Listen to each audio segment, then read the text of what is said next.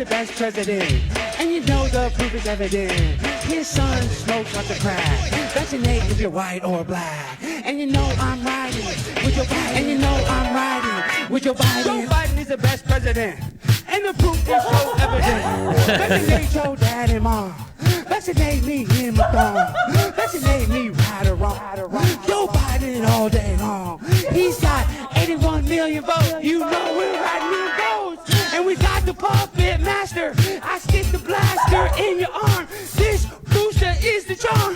One more time, I'm 99. I vaccinate your body. I vaccinate your mind. I vaccinate your life. I vaccinate your wife. I stick the needle so deep. Cause I am a vaccination freak. This is the first time that we've ever started the show off with a future guest. Wait a second. Where was he when he was doing that? Dallas City Council. What do they think when he's doing this? Like, do they take him They serious? don't react. They don't do anything. I don't know what they do. Did they just listen to him? They kind of have to. I don't know if it's part of the rules that you can't react to anyone who is testifying. Is that what they call it? Testifying before City Council? Who knows? Anyway, welcome back to the I'm Doing Great podcast. This is episode number 15. Wow, already. I didn't think that we'd get this far. Did you? You didn't? No. I'm going to be surprised when we get to episode 100. I saw myself quitting maybe after like 3 or 4. But Why? now there's the goal to get to 100. Right. I mean, this is the settle down episode. We've kind of had some spicy, super fiery firebrand guests with John Doyle, Sav Hernandez, and Gavin McInnes. People were like, "How did you get Gavin?" Yeah, they were shocked about Gavin. I said, if you watch the episode, I told you how we got Gavin. Yeah, they were like, "How did such a small podcast get Gavin McInnes?" You guys didn't let Gavin speak. Like, I almost turned it off because you kept on interrupting. But the weird thing to me is, like, I felt like I said nothing in that episode, and Gavin just talked the whole time. Yeah, we let him talk. I don't know. So I don't know what. Those types of comments are mostly spawn out of a jealousy, I think, that people don't have their own shows. They don't know these people. And they'll never be able to hug Gavin like I hugged Gavin. Yeah. Or give him a ride back to his hotel. Yeah, or bring him a pack of Budweiser. Or have a Scorcher hamburger with him that or bake utterly him brownies. Obliterated him 3 hours later, like he was told. Goodness. But episode 15 brings a good buddy, a Nashville native, Amir Odom, to the show. Hello, everybody. Amir, thank you. Thank you for coming y'all on. for having me Yeah, on. thank you so much for coming. Like, seriously, y'all, this show's great. Thank you. Really? Do you watch it? Yeah. Oh, nice. Yeah. That's great. Because we've had a few guests on here that don't watch it. No, you're our fourth guest? Yeah. He's our fourth. Yeah. Our first guest. No. You're our fifth. Fifth? Yeah, There we was had Dane. Fifth. Oh, that's right. Oh, Sa- that's Sal, right. Yeah. Devin, yeah. Yeah, you're Yeah. our fifth guest. Yeah. So are you from here originally? No. So originally I'm from Chicago. Let me preface that. I'm not from like the streets of Chicago, from a suburb, suburban boy. And then I moved down to Nashville area around 9th grade. But you grow a lot in high school. So I always claim both, that I grew up outside Chicago, but I grew up a lot down here in Nashville. And yeah, I just love it so much. Yeah. Big respect. Yeah. The way that I found you is actually through this podcast. So were you following Gina beforehand? Yeah. Okay, because I am very involved in our social media. Not so much. I'm off of TikTok. I can't do it. So I think you run that Did you delete now. it from your phone? Yeah, I removed it from it's still on the phone, but it's not on the screen home anymore. screen, right. Yeah, just in case you need to tell me to upload something, or I just can't with I TikTok. would not do that app. It's It's a cesspool. You lose all hope in humanity when you're on TikTok. Yeah, I do like the infighting in the comments. I do enjoy that, but You do. yeah, it's not a good way to communicate with people, only because there's that character limit. And people are retarded on TikTok. Yeah, they're not very bright. Yeah, they're the most retarded people are on TikTok. I feel like a boomer whenever a friend has TikTok, and I'm like, can I see it? Like, it's so foreign app to me. I don't know how to navigate it, what to do, what. Everyone's like, Amir, you need a TikTok, or you should be on there. You'd grow so fast. And I'm like, no. I'm not contributing to that. Yeah. Well, you did describe it as a foreign app, which it is a foreign app. Yeah. Pretty apt perception, I think. But yeah, I'm pretty involved in it, and I am the guy that's probably doing most of the responding to people's questions and comments. And when I saw you followed us, I said, okay, this guy has a good profile picture. Because usually, if it's an anime character or a celebrity Pretty much. who I know is not the celebrity following us, I don't really pay it any mind. So I saw your profile picture. I said, oh, this is it's a real person. it's a real person, professionally done. And I said, okay, he has a lot of followers. Cool. What does he talk about? And then I saw some of the infographics that you posted. I said, oh, this kid's bright. I want to talk to him. So that's when I think maybe the day you started following me, I was like, hey, you want to come on the show? I think so. Yes. Did we meet online just because we were kind of in the same circles? Yeah. You did a segment with PragerU, right? Yeah, I did the Stories of Us. Stories and of I Us. know we did it around the same time. Right. And I followed you and I reached out and we talked here and then, but like first Yeah. time meeting was recently. Right. And so you don't do the whole, I mean, I hate to say influencer game, but you're not a full-time influencer. No. Okay. No, What's this your is day all job? just a hobby. I do online marketing for a company and then marketing on the side. And then all this influencing stuff is really just That's why all your infographics look a so hobby. good. That's what I said. I mean, I'm big and keen in marketing, but Yeah. yeah, it's a hobby. All started in 2020 and we're from 1,000 followers to 150,000 in about 6 months. Wow. So, I mean, I literally was just voicing my opinion, and then it came out of nowhere, and then here we are. Yeah. And have you always been conservative? No, so I have not. Of course, because you did Stories of Us. Yeah, Yeah, that's yeah, right. no, yeah, totally. No, I can go into that. You can. But- Go ahead. So really, back in 2015-ish, when like Trump was like, "Oh, I'm gonna start running and stuff," I'm like, "Ill, we don't need him." I was Ew. all in the streets with BLM. I'm talking like crying, like driving to Atlanta, going to march, like crippling anxiety that I'm gonna get shot and killed by the police, the whole nine. And so one of the first little inklings of getting, red pilled was I went on a mission trip to Honduras the week of 4th of July. I want to say at this point 16. And I flew back on 4th of July.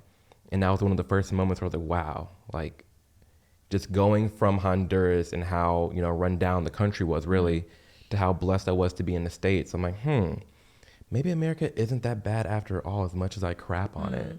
And then fast forward to 2017, I went on a Tinder date, and we sat down at Starbucks and we started talking about Black Lives Matter.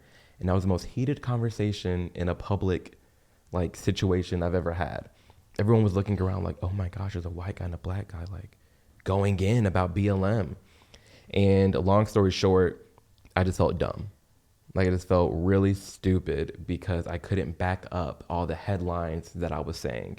All the things I was reading on Twitter, I just couldn't back up my claims. And that guy told me to look into Steven Crowder and Candace Owens and Charlie Kirk. And Had you heard these names before? Never. None. And I like to consider myself open-minded, and I feel like that's why I did jump into it, because I was like, well, I like this guy. I know he's not necessarily lying to me, so I'll look it up. And then I just went down the rabbit hole. Down the rabbit hole you went. And so, wait, hold on. Did you end up striking up a relationship with this guy? Yeah. You did? Mhm. Okay. Yeah. Okay. Yeah. So that worked out well. Okay. That worked out really well.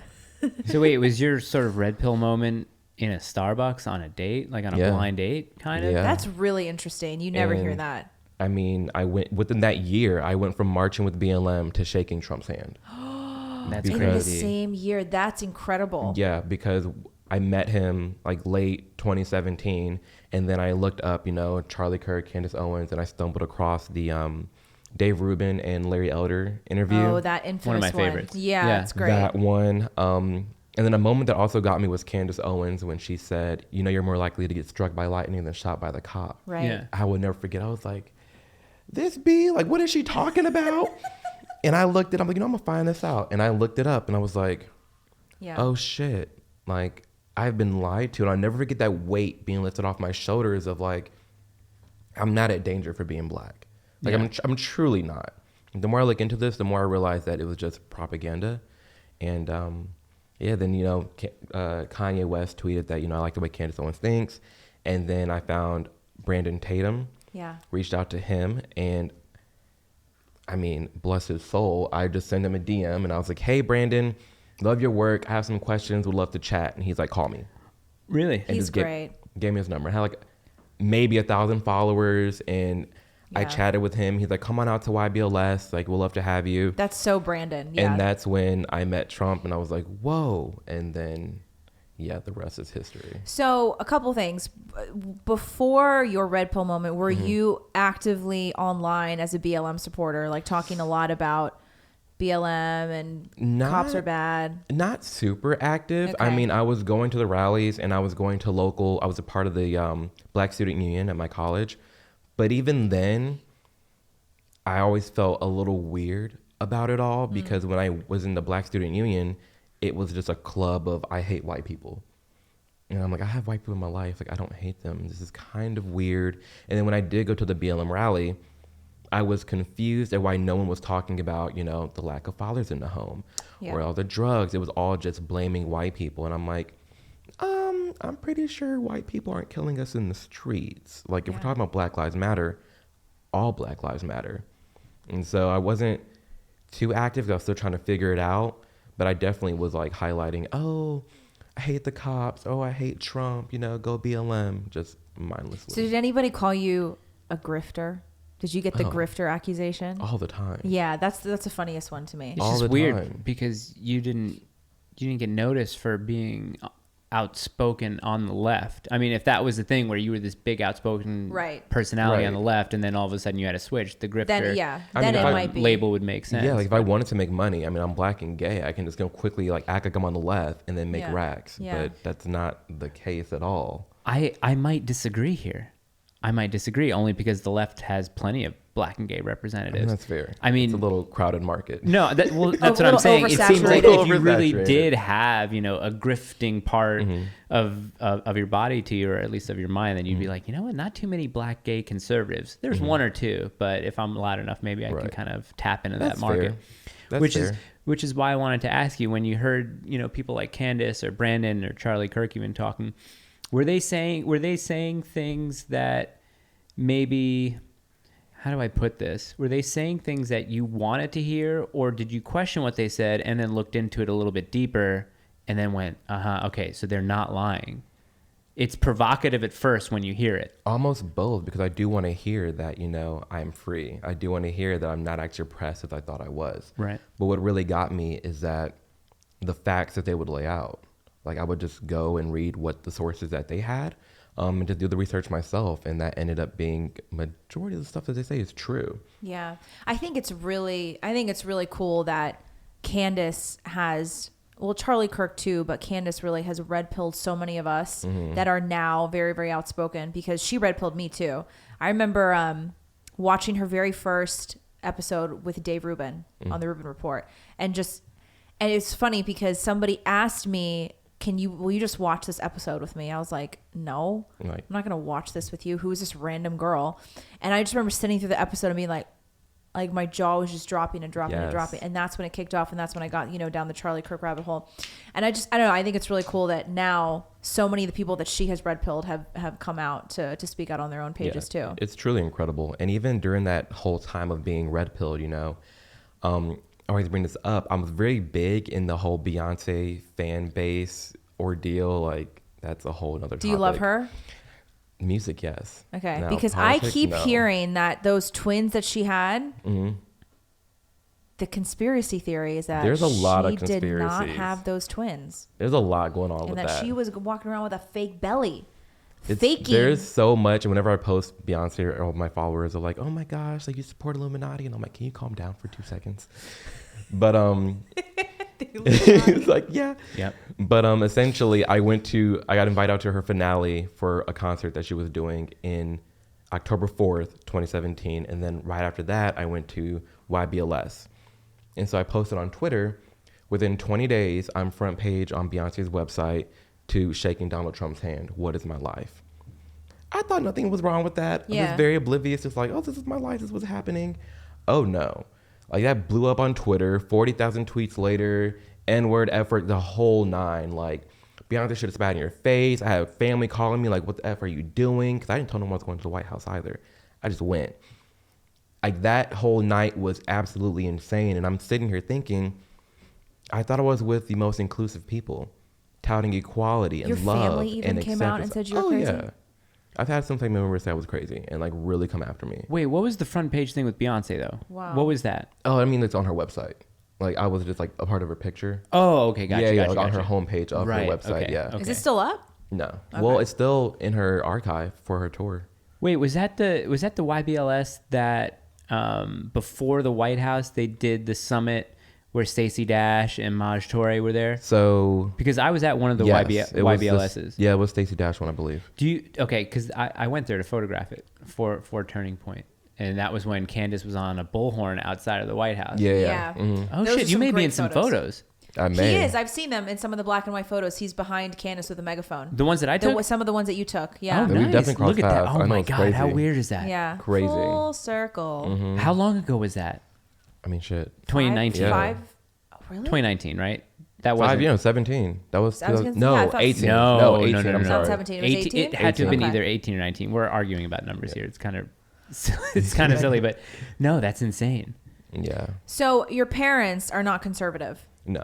Okay. No. Do you have So, siblings? I have a sibling. Yeah, I have one sister. She's not really politically active at all. Okay. I try to wake her up because she left LA and she hated the politics there, and I'm like, well, That's like the there's a perfect reason for opportunity. that. But dad, I mean, I'm black, so he's not here, obviously. Jeez, at least you said it. I mean, I wasn't. it's I wasn't true. gonna tiptoe around that. I I was mean, gonna it's leave that true. alone. He Has not- really just said, I'm black, so I don't have a daddy. I mean, I really don't. So he has not been around since I was like Wow. 4 or 5. He's totally like on the streets in Chicago somewhere, like completely try to drain the family of money, very toxic. I just stay away from that whole situation. Yeah. And then my mom, not very political either. I mean, she's a basic black Democrat. Like, oh my gosh, I love Obama and CNN and Don Lemon, like loves them, but they weren't really that political at all. It seems like you're the exception to the rule. Sorry to interrupt. No, pretty much. Right? Yeah. And you know what rule I'm talking about is, kids without the father are more likely to Yeah. end up in jail, Not graduate start high drugs, school, right? knock somebody up. So you're the Yeah. exception to that. I mean, yeah, I've had my fair share of battles. Like, I went through a big whole like suicide kick down in 8th grade, and I just had to hit a point where either I was going to take my life or create it. And the least I could do is attempt to create the life I wish to live in.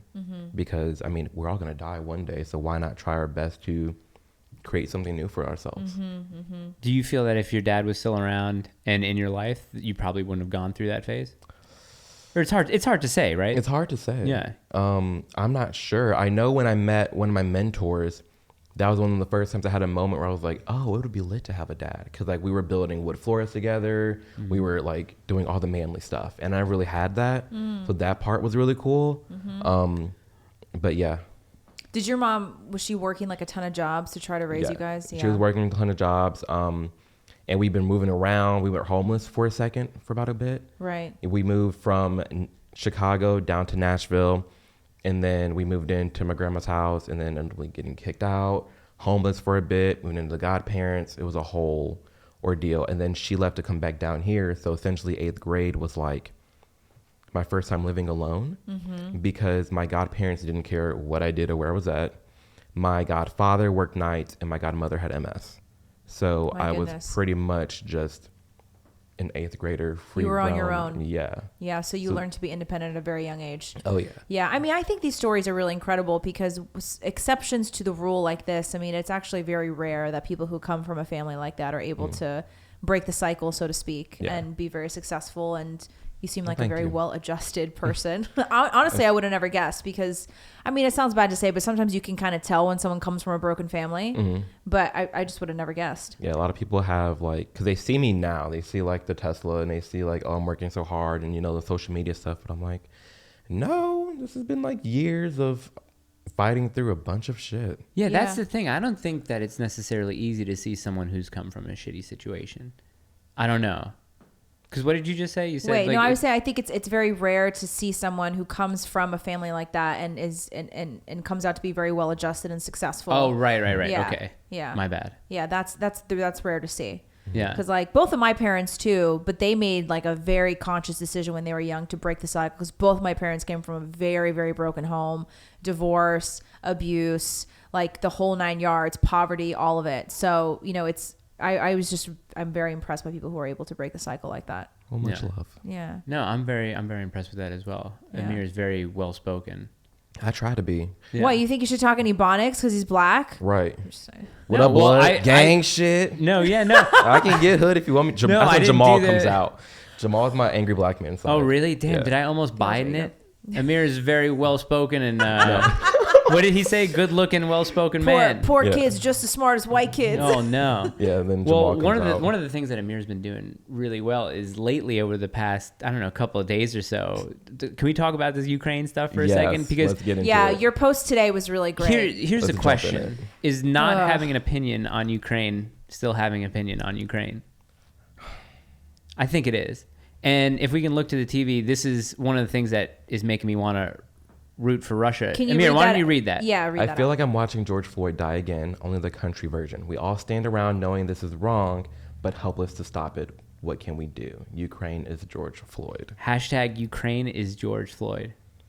I'm going to put your post on the screen because I think this is really capturing what is going around, especially with, I want to say Gen Z, but millennials are doing it too. Sorry, really quick. Whose tweet was that you just read? It was called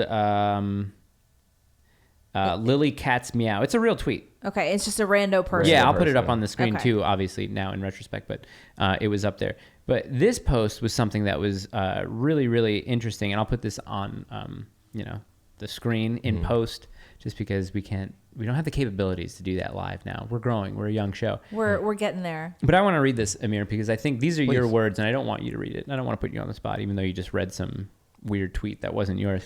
It's fine. But Amir, you posted this 2 days ago, and it really struck a chord with a lot of people. It did with me. It did with my wife. Was really, really kind of happy that you posted it because I think it's something that she's been thinking for a while.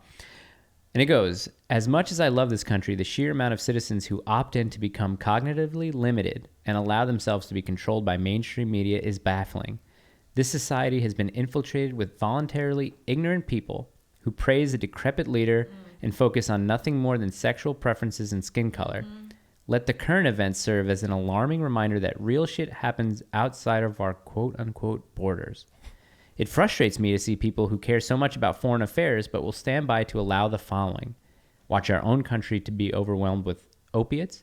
Watch our own country burn down in the name of BLM. Watch our own country be infiltrated by illegal immigrants. Watch our own country call concerned parents domestic terrorists. Watch our own country try to force an inoculation or lose your job. Watch your own country try to sweep the past 2 years under the rug. By all means, I'm not trying to reduce the severity of what is happening overseas. I'm merely shedding light on the selective outrage. It's shocking to see so many people interested in foreign affairs yet stay silent on the domestic issues at hand. This is just, it is articulated so much better than the way I had kind of said it. Oh, what do you have there, Mike? I've got Russian vodka. He's got the Russian vodka. Are we supposed to take shots now? No, you can. No, I'm just kidding. I mean, no. But no, Just throw but me. I said this. I said a couple things on my page yesterday or the day before, whenever it was, because I'm always shocked at how many people are in my DMs. Why aren't you speaking on this? Oh my gosh. I'm so shocked by your, like, this is word for word. I'm so shocked by your silence. And it just, I read these things and I obviously don't care that people are in my DM saying this. What I care about is that it points to a much bigger problem, is that people are so quick to be enraged about what's going on with Russia and Ukraine. And it's like, this is an international issue that the media has specifically chosen to highlight and shove in our faces. That's a question that we need to ask why, because there's a lot of other international wars and issues and conflicts Going on and, right now. and innocent people dying all around the world, and nobody seems interested in that at all. And it's just incredible to me how many people will willingly stand by and let all the kids in inner city Chicago, Detroit, get killed every single weekend by gang violence. Nobody's doing anything about it. Their deaths are never investigated. These are innocent children who are being gunned down. Nobody's saying a thing, as millions and millions of innocent babies in the womb are literally having their limbs ripped from them and their skulls crushed with forceps just because women don't feel like becoming a mother. And there's just so many issues. And I'm so glad you brought up the opiates, because the opioid crisis is such a serious thing happening, and people don't care because it affects white men the most, which is the demographic. Like, the worst thing you can be in America today is a white, straight Christian male. For sure. And because the opioid crisis is affecting white men the most, people just don't care. And I can't help, because I will always be unapologetically America first, always. And it is just as ludicrous to me as if a parent would let their own child starve, but then walk out of their house and tell the whole neighborhood that they're going to care for their neighbor's child. I'm going to make sure that this kid's cared for while their own child is starving inside the house. That's just as ludicrous to me as Americans who don't give two shits. They don't give a care at all about what's happening to their fellow Americans. Yep. And yet they play into this performative, empty, attention-grabbing virtue signaling just so that they can feel good about themselves and get likes on Instagram and Facebook. And it really upsets me. And the way that you articulated that, I think, is so eloquent, because what you did is you held the fact that, yes, of course it's tragic that we're seeing innocent lives killed, right? We're seeing innocent children having to flee to a different country. Of course, it's a sad thing, but I am so not here to entertain people's virtue signaling when they have stayed silent over the last however many years, when you have millions of Americans living in poverty or even worse, dying.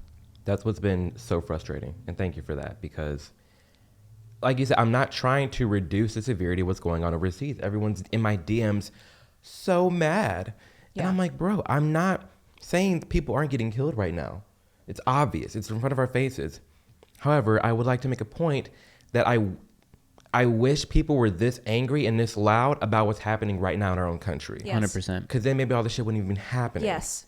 But now you want to be virtuous and you want to act as woke and, care so much. It's fake. What about, it's fraudulent. Have you seen the video about the father having to say goodbye to his daughter? Yes. Puts her on a bus and they go away and the father starts crying. As a father to a young daughter, that shit hit me hard. I was like, damn, this is the reality that these people have to deal with right now. At the same time, those same people who are spreading that video around live in the same country where fathers who are fired for not being forced to get an inoculation, who can't provide for their families, have sought suicide. So where's your outrage over that? Yeah. Where's your I'm sorry that this is happening for that? Where's standing behind those people for that? Where's your GoFundMe for that? It's the complete and utter hypocrisy and the I have to care mentality. Yeah. It's not that I don't care, but I don't care. Does that make any sense? Yes. Right, Yes. yes. Yes. Like I said this on my story. I don't know if you guys follow Cassandra Fairbanks. I know the name. She's- Maybe. So I think she edits now for Tim Pool's content. I think she still writes for Gateway Pundit. I love her. She's like very, very America first. And she tweeted the other day, she said, I do not give a shit about what's happening in Ukraine. And in a way, I respect that because I totally get what she means. Yeah. Because there's so many more things here to care about. And I actually, like I said, I have a respect for that because she does not care how that sounds to anybody because she understands that there's a trillion things more happening here. But I also want to say this whole obsession with people being enraged about what's happening globally or being enraged by one specific thing that's happening globally that the media tells them to be mad about and not caring at all about what's happening on domestic soil. This is by design. This is exactly what the elites want. And so sure. I want people to understand this, is that the globalist elites who control these world organizations that control many of the politicians around the world, this is what they want for America. They actually want Americans to not care about our own country. They actually want us to continuously look overseas and look at the international issues and become so obsessed with what's happening. They want us obsessed about the wrong things. Yeah.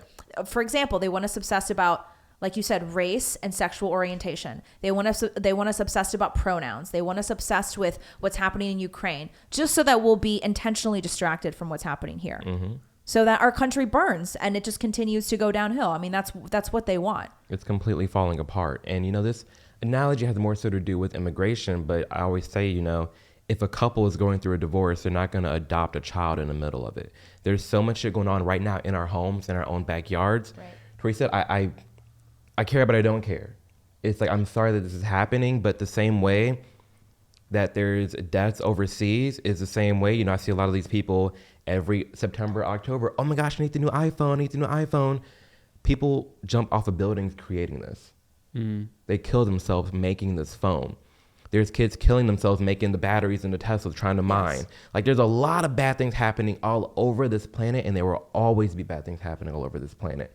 But I'm not really going to apologize for wanting to shed light on the troubles that are happening in our own backyard in this nation that is a result of the past 2 years when they're trying to sweep it under the rug by distractions and distractions and distractions. I'm just more curious about what's being fed to us. Yeah. I mean, they're saying, the stuff that anything that Putin says, anything that Russia says is just administered by state-sponsored media. It's all propaganda. Anything that is being fed to us about Ukraine, I mean, is that coming from a globalist agenda? Is that globalist propaganda? I don't know what it is, because there are people saying that Tucker Carlson is a puppet of Russian state propaganda. They say that? Oh yeah. Oh my Oh gosh. yeah. They say it, but they don't say anything about CNN, MSNBC, or other mainstream news outlets.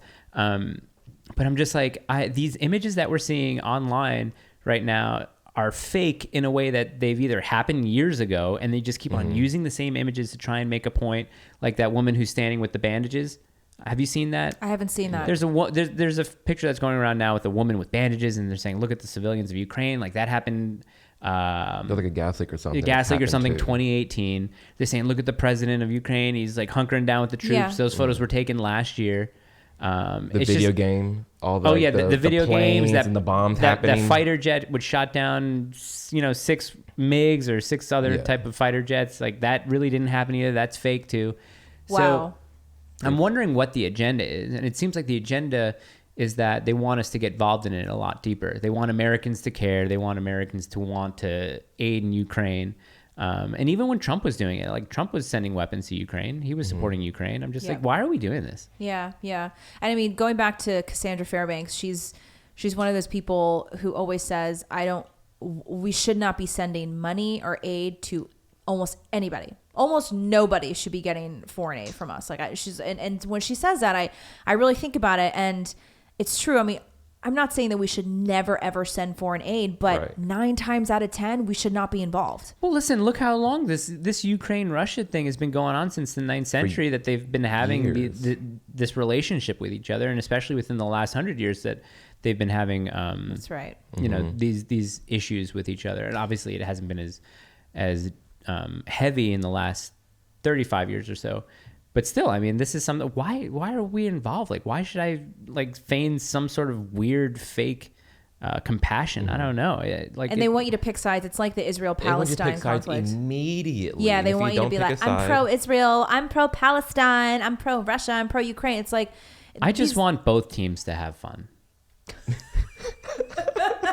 Just let them go at it. Just Mike is pro-fun. Well, you know what I mean? Like, it sucks because soldiers obviously have to, their job is to fight. And this is what they call a brother war, because Ukraine and Russia just have this relationship where, they were part of the Soviet Union during the Cold War. And even before that, a lot of Eastern Ukrainians feel that they are more tied to and have more in common and are more culturally Russian, if anything. So it's like Western Ukraine, they feel there's a more like nationalistic part of Western Ukraine. They wanted to enter the EU. That was I think the vote that they had in 2014 before Crimea was annexed was that they wanted to join the EU. They wanted to have involvement in the EU, and that was a lot of Eastern Ukrainians didn't really want that. They felt disenfranchised, and they wanted to. Their president at the time, a lot of the Western media will call him a puppet of Putin and a puppet of Russia, but a lot of Eastern Ukrainians wanted that relationship with Russia.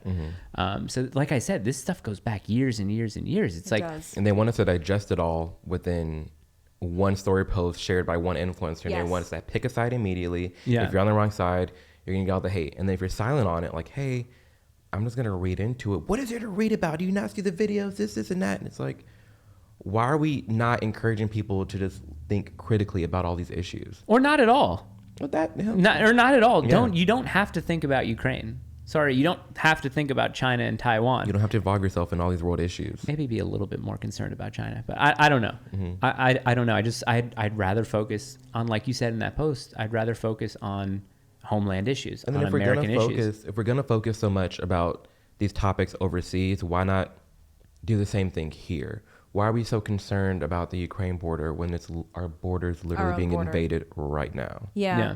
And there's something that Jordan Peterson says a lot. I forgot the saying, but it's like, he says, take care of your own home before you look outward. And And when I forgot what interview it was, but a woman was like, how can you tell people to not be anxious about the state of the world? And obviously she brings up like climate change and all these things happening around the world. The best response to that. And what was his response again? His response was something like, I feel like people who would like to bring up issues about climate are probably seeking approval from their friends more than anything. I think that's what he said. I'm actually going to find that clip because what he said was something really, really interesting. But it was basically something like, I think people who are involved in all of these social issues really only have something to say about it because they want to impress their friends. They want to impress their friends, and they don't have their own life to be impressed about. And then the essence of what he says in his book too is like, you know, if you want to change the world, if you really want the world to be a better place, which is what people claim they want when they talk about these issues, is if you really want to make the world a better place, you have to get your own life in order first. You have to. Here it is. I'll put it on the TV. Take care of your home, take care of your family, take care of your children, and really build from there. Sorry, we got an ad, but I'll bring it to that point. Sponsored bastards. Constant contract. I want to know, what is your answer? Suck hearing the truth, told directly to your face. It's gotta suck being that woman. It really does. It has to. Yeah. You think so? Yeah, because it sucks hearing the truth, and it also really sucks hearing the truth in front of an audience, and then having that video circulated everywhere and having millions of people watch it. Mm-hmm. Well, did you hear? Speaking about global warming, did you hear what John Kerry said? No. John Kerry said, you know, I think he told Putin not to invade Ukraine because of global warming. He did not. All right. Oh, do you want to see it? You think I'm just gosh. making this stuff up? No, I mean, I don't mean that like he did not like your line. I'm like, did he, like, what an idiot. Watch. John Kerry. What is he doing these days? What's John Kerry doing these days? He's looking like a Muppet. What does he do? Look at this. Look at this. Okay. Actually incredible. So funny, we said we weren't going to talk about Ukraine kind of before this, and now that's what we're doing. Former U.S. Secretary of State John Kerry, U.S. Special President. I'm very concerned about Ukraine because of the people of Ukraine and because of the principles that are at risk in terms of international law and trying to change boundaries of international law by force. I thought we lived in a world that had said no to that kind of activity, and I hope diplomacy will win. But massive emissions consequences to the war, but equally importantly, you're going to lose people's focus. You're going to lose certainly big country attention because they will be diverted, and I think it could have a damaging impact. So, you know, I think hopefully President Putin would realize that in the northern part of his country, they used to live on 66% of a nation that was over frozen land. Now it's thawing, and his infrastructure is at risk, and the people of Russia are at risk. And so I hope President Putin will help us to stay on track with respect to what we need to do for the climate. It's really weird. It's a really weird world that we're living in, I think. Like, people don't realize that we were huge adversaries with Ukraine. Mm-hmm. Did you know that? Yeah, I somebody told me that last week. I did not know that prior. Oh yeah. Yeah. Big time. Well, there were a lot of nuclear facilities in Ukraine. There still are now. That they had missiles pointed at the U.S. It's very weird. I think that the last president necessarily wasn't, or the current president of Ukraine wasn't necessarily installed by, you know, a WEF backed mission to put him in there, or a CIA thing. It just always seems like I kind of want to say, yeah, it's CIA plot, and people in the comments will be like, he's such a fucking idiot, just making up these fucking random points. It's just weird to me. Yeah. I just think the whole thing feels weird. It feels fishy. Off. It feels off. Like feels George fishy. Floyd. I mean, to that tweet, it feels something about it feels off. It really does, and I can't explain it. I know there's like a couple of things. There's some conspiracy theories. I mean, at this point, though, pretty much every conspiracy theory that we've heard over the last couple of years has turned out to be fact. Yeah. So at this point, if something's labeled a conspiracy theory, I'm curious, to say the least. And Sav posted a video on her on her whole, page. Like, bases and stuff. Yeah. And like the fact that Twitter account and that whole thread got wiped within hours, that definitely says something. I mean, I don't know. I think that there's something else going on here that we don't know about. And I just want to say that I have no intentions of suicide and I'm a happy person. Same. So Yeah, same. I love my daughter and my life and my husband. So and I think it's okay to point these things out and be curious about it. And again, not saying that I don't give a crap that these people are dying, like rest in peace. It's not good. But at the same time, I also have a lot of questions. Yeah, I have a lot of questions. I'm very curious about why this all happened. Very curious why COVID is being swept under the rug. Yeah, why, COVID's over, dude. COVID's over. Everyone's agreeing on this. Why all of a sudden everyone the past years is F mainstream media. And now they're like, oh my gosh, COVID's everything over. mainstream media is saying. Thanks, Russia. Everything they're saying is like spot on. It's so aggravating. Wait, I want to talk to you about one of your other previous posts you said about the N-word. Yes. And, I wanted to talk to you about that too. I was listening to... I wanted to talk to you about the N-word, black man, on our show. Let's get it. Also, That'll regarding definitely make the Ukraine and reels. Russia, and then we'll leave it forever. If you want to learn about it, don't watch this show. You're not going to learn anything about the situation from this show. Watch Alex Jones. I'm not even right. kidding. Watch Alex Jones live stream every day because he gets into... He called it like Russia. 3 months ago. He called it. He said this whole He said time. in February. In February. In February, it's war's going to be happening. So I would get crazy on is that?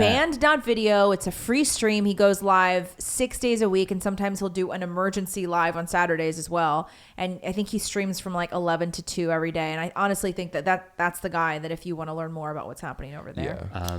We're not N-word. getting paid by them. N-word, go. N-word. Okay, so I was also watching Coleman Hughes on Joe Rogan, which Coleman, I hope you can come on the show because we think you're great and we'd love to. We have reached out to him. I hope he and responds. we have heard back. We've just about scheduling and stuff like that. So we're going to try and find a time, hopefully. No way, that's sick. Yeah. I'm so Dude. excited. I'm honestly so excited. I love him. Well, here's the question. And just to say, the question that we've been getting is like, how are you getting these guests on the show? Just asking. Just ask. You just ask. Yeah. You know? You just what do the hippies say? You just manifest it. Yeah. Anyway, so he was on. I'm about halfway through his episode with Joe Rogan, and he said something I thought was very insightful about the N-word. He said, "Remember, in the O.J. Simpson trials, when Johnny Cochran, the name of the black lawyer who defends O.J. Simpson, the prosecutors didn't want the tape of Mark Furman saying the N-word to be released to the jury because, and of course they don't want that to be released because then it could imply that he was planting evidence because he's racist.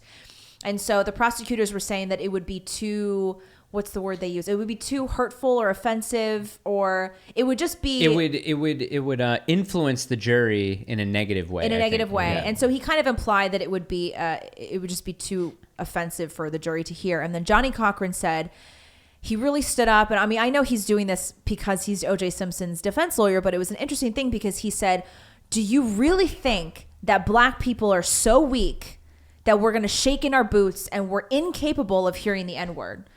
And it's so interesting. Coleman said to see how society has changed so much since then. So where you have a black man standing up and insisting that we are not so weak. We're not these timid people that cannot handle a word, a word that starts with an N. And now it's transitioned to where the N-word has become like the absolute worst word in the English language ever. And black people insist that nobody else is ever allowed to say it ever. So I think that annoying. shift is very insightful. And I wanted you to talk a little bit about your last post when you talked about the N-word. We got a lot of comments. Yeah, people were very intrigued. Were they split? Go talk about it. Sorry. So I just made this post about here's why some black people don't have a problem with the N-word because it's going around with Joe Rogan and it's Black History Month. Hurrah. And... I just had to say something about it because personally, I do not care about the N-word and I'm not going to give agency to a word over me. Like, I'm just not. I'm too grown. I'm too grown to allow a word to strike me down. Yeah. Like, I don't understand why black people get so hurt and offended by this word when they use it all day, every day. How do you sit here and call yourself the N-word and then get mad when another race says it? And context matters. Why are you going to get mad? You've been best friends with this white guy your whole, like, you know, past few months or years, whatever it may be. Y'all are rapping a song together. Your white friend says the N-word, and all of a sudden you're up in arms. Like, that makes no sense whatsoever. Yeah. And just in all, the word is just, it's a word. And I always go back to the story back in 9th grade. I was standing up breakfast time in high school. I'm standing against like the little podium, or not podium, but a little wall, standing on a wall. And this guy goes, "Amir, you're an F word," and throws a milk carton at me. And I was just like, faggot? Yeah, can I say that? Yeah. Can I say faggot? Yeah, I think I don't care. I think Gavin and I called Mike a faggot on the last episode. Okay, cool. Well, yeah, he called me like, "Amir, you're a faggot." Like, "Amir, you're a faggot," and chucks the milk carton at me. And I was like, well, damn, I'm lactose intolerant. That kind of trash. And then, so I kind of just like brush it off, and that was it. And everyone was like, "Amir, you're going to go fight him? Like, why are you mad?" And I'm like, he has bigger demons to battle if you're sitting here calling me a faggot. So when it comes to the N-word, I do not care. And majority of black people, I mean, I'm going to say majority because some people do care. If you say the N-word out in a crowded black field, you might. Wouldn't go well. Yeah, no. You want to try it? No. Nah. Well, have you ever said it in anger? What do you mean? Like at Yeah. another black person? Yeah. Have you said it in a derogatory way to another black person? No. Oh, interesting. I've always used it Isn't referring it like, affectionate? yeah, it's more like, man, nigga, I love you. Like, I'm Yeah. like, Term of endearment. Yeah. like, you know, I've never used it as a, bless. as really a slur. And like, I've Yeah. only been called it twice. Like a hard R? Hard R once. It was this was in Chicago, the suburbs of Chicago. Me and my friends were riding down our bicycles down the sidewalk, and this woman's jogging, white woman, like in her 30s and 40s. She's like, "Move, you little niggas." And I was just like, what? And my friend Reggie popped off, and I was kind of confused at what happened. But Yeah, I was Reggie like, did, okay. yeah. And then, Was she a Karen? oh yeah, like full bob, like power walking, "Move, you little niggas." Like, it was the whole deal. They just don't care. And then the hard R, actually here in town at the Walmart around the corner, it was funny though. Like, the family was mortified. It was 3 generations, I would say 40, 60, and like maybe 80 or 90-year-old women. And we're merging, walking to the entrance of the Walmart, and the oldest lady, like, she was a little walker. She had to be like 90. Yeah. She goes, "Look, it's a nigger." As if I was like, That did not happen. it happened. As if like I just escaped the plantation and she got like Alzheimer's. I don't know. like memories came back. And I look flooding. back kind of like, oh my God. And and the family, like the youngest daughter was like, "Oh my gosh, I'm so sorry." And I'm like, "No, it's fine. Like, what am I gonna get mad about? Granny just lost in time, poor thing." Like, Lost in time. I mean, I'm not Yeah. gonna get pissed about it.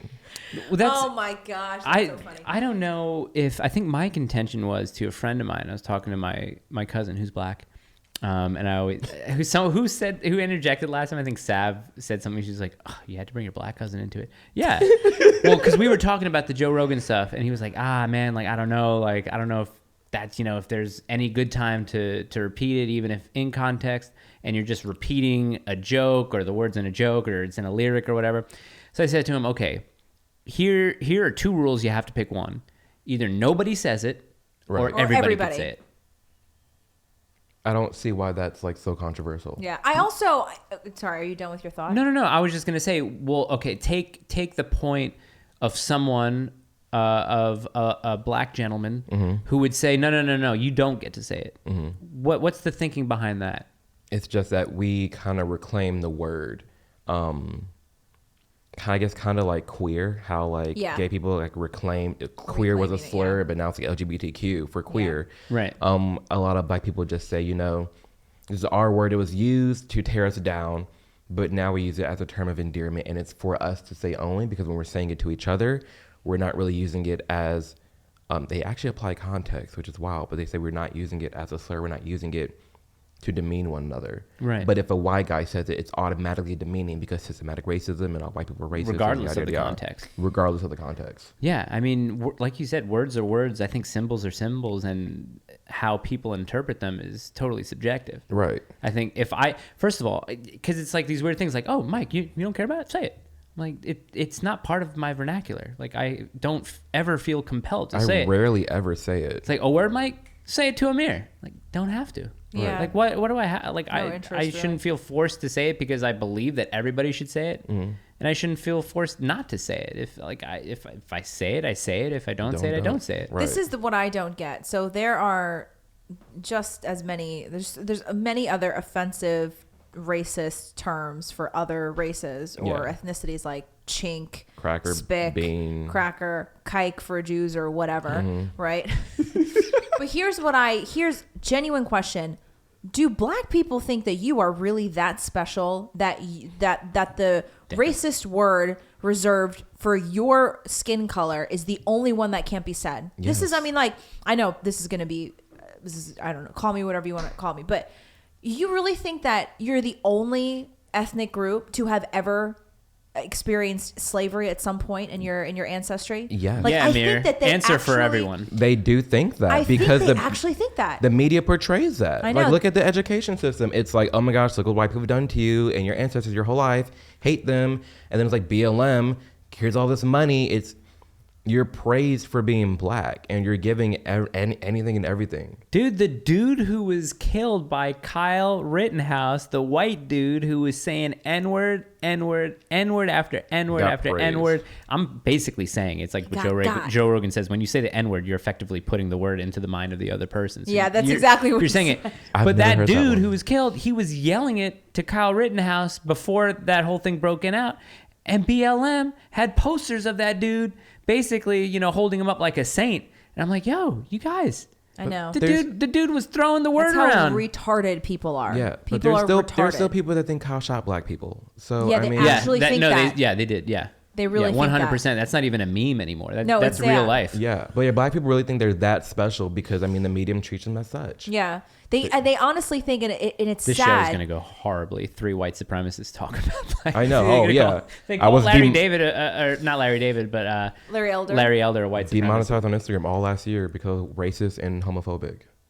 They call You? you homophobic? Yeah, racist and homophobic. Instagram, well, Meta, they demonetized my Facebook. Facebook's still demonetized. Wait, and then Instagram. wait. What did you say that was homophobic?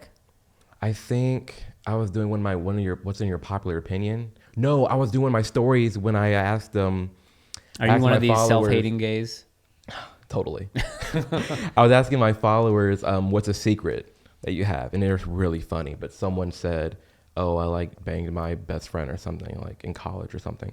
And I was like, oh, that you're just an F word. Well, you're a faggot. And then they took me down for that. And I'm like, but I'm gay as hell. And then And you're black. You have the black and card. the racism one, I had brought up how, truth be told, this is not me just saying it. This is just the data. Unfortunately, if I had Thanos' finger and just snapped away every black man in America between ages of 15 and 25, murders and robberies would drop by 50%. Like that. And Oh. they did not like that. And so they took me down for that.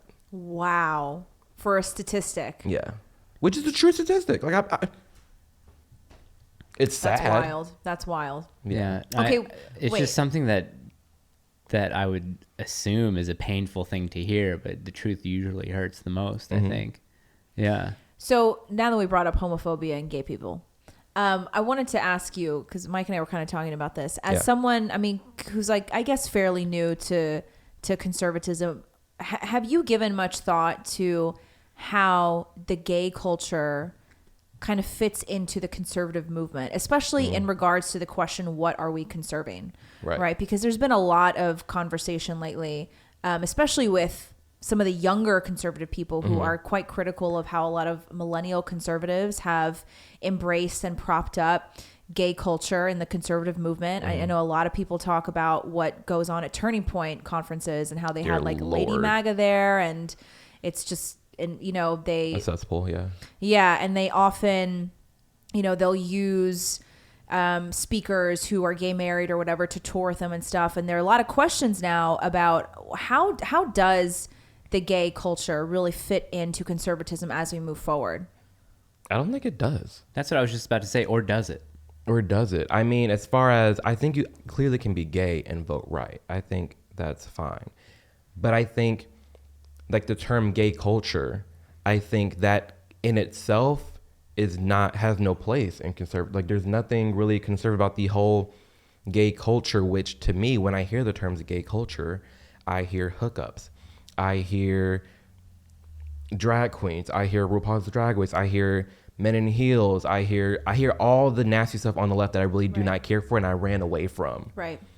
So I think if more gays just treated it as if they were straight, how straight people don't just pride themselves, oh, I'm straight, I'm this, and that. They're just themselves. Like, you guys are just you.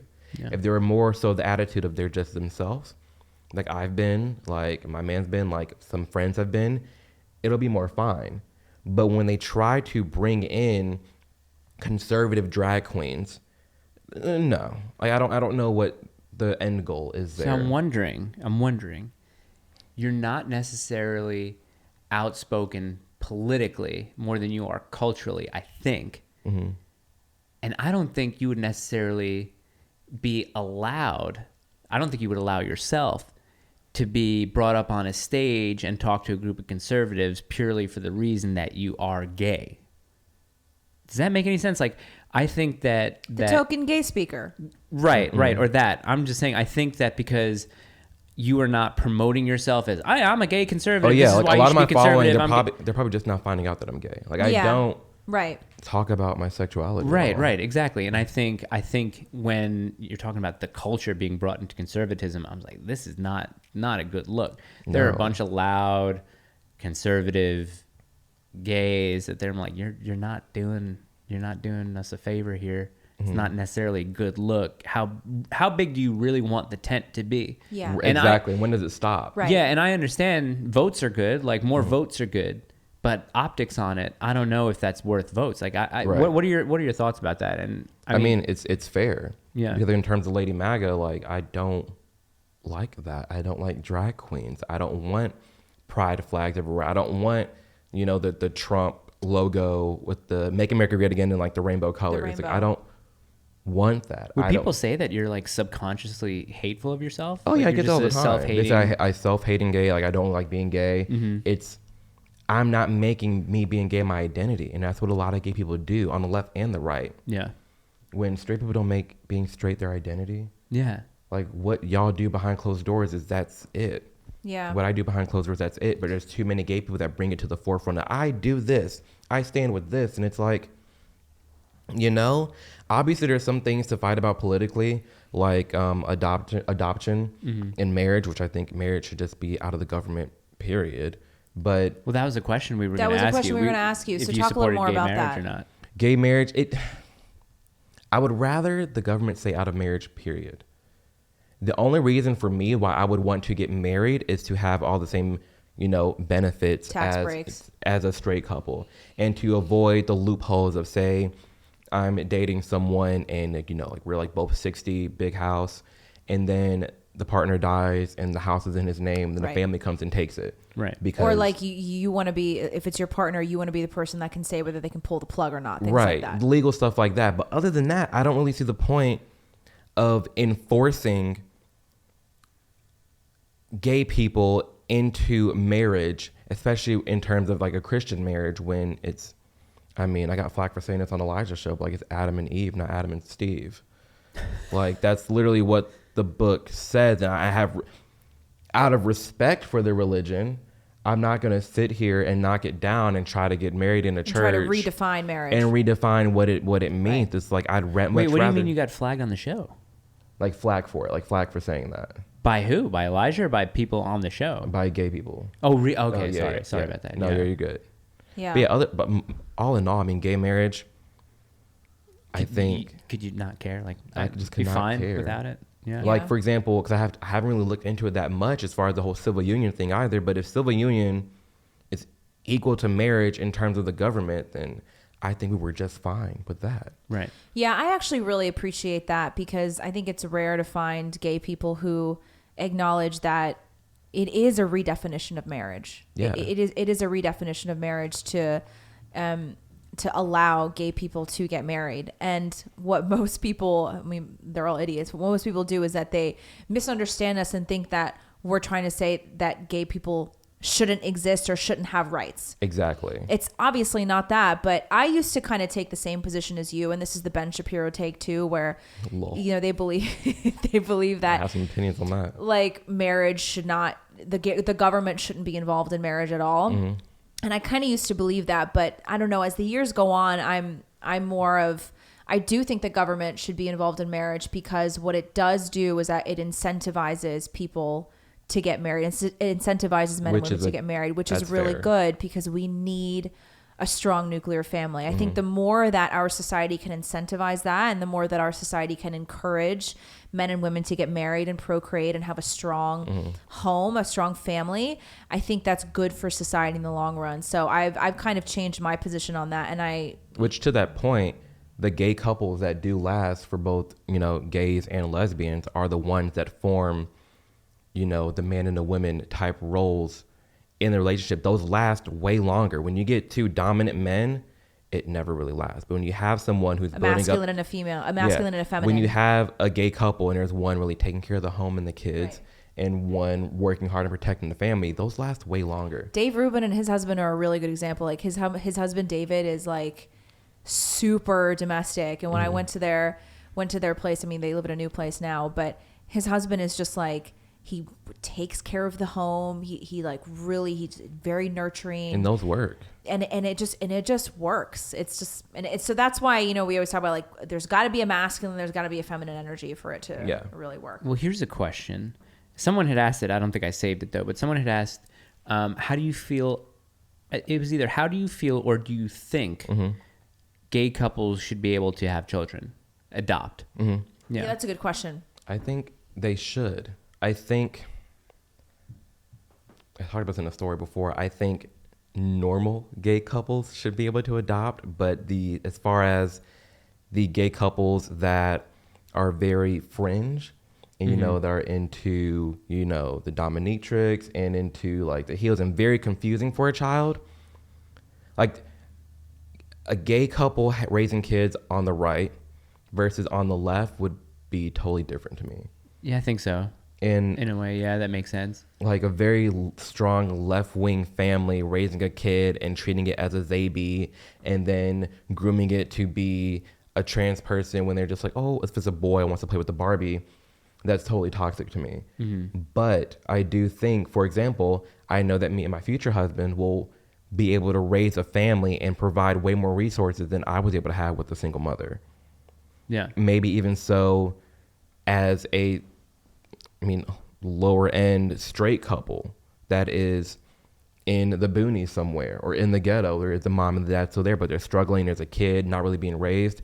I think there are some quality examples of where a kid will be fine with two loving parents that are the same sex. Do you feel that they would be the child, that they feel at some point they would either miss out on the opportunity or just, feel devoid of having either, a motherly figure in their life and not just a father who has feminine qualities, but like actual female. Yeah, I think so. And I think, personally, I'd make it a mission to have the grandmother involved as much as possible, to have aunts involved as much as possible, because even for me, granted, I've turned out fine, but growing up with just my mom, I did miss that dad figure. When like Father's Day rolled around, it's like, well, damn, like where's my dad at? Right. And so I can acknowledge that for, maybe for my future kid, they're gonna be looking like, I wonder what it's like to have a mom.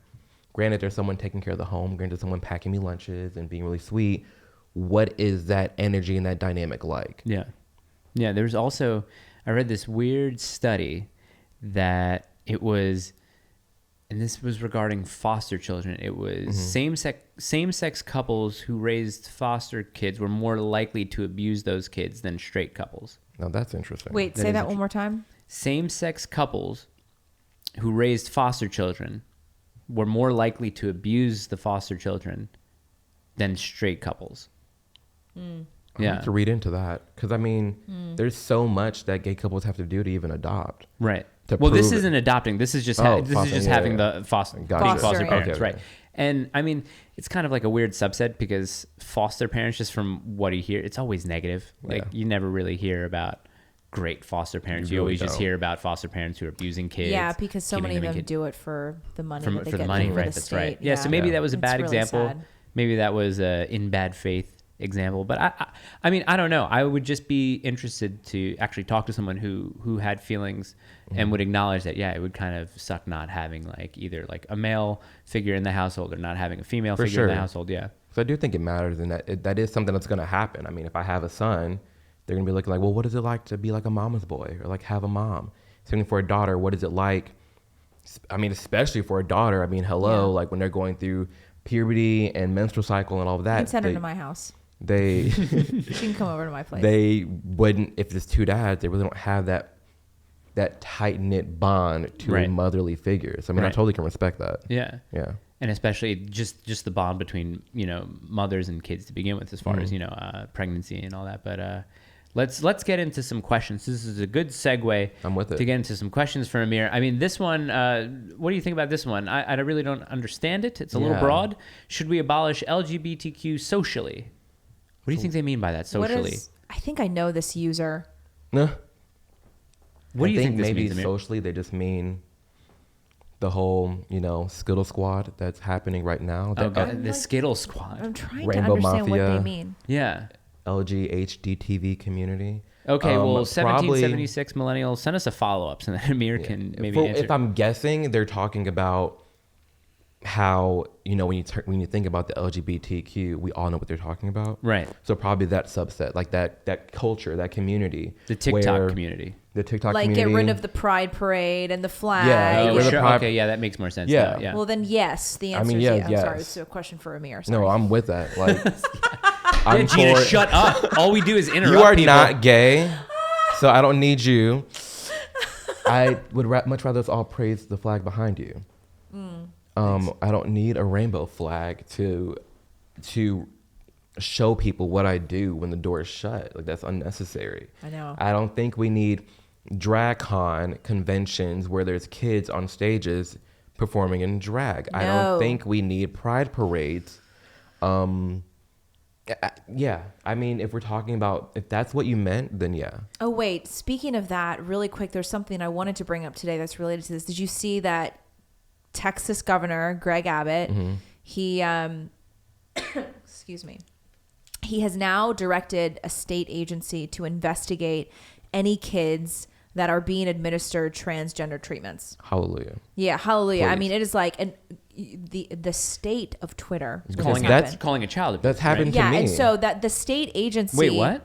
I'll get into that. Okay. Not forced to be trans, but yeah. Oh, okay. The state agency that Greg Abbott is now directing to investigate into these kids, they can now prosecute parents as child abusers, parents who administer transgender treatments to kids. Based. And Yeah. so based. And the absolute state of Twitter, you have all these Here's people, one.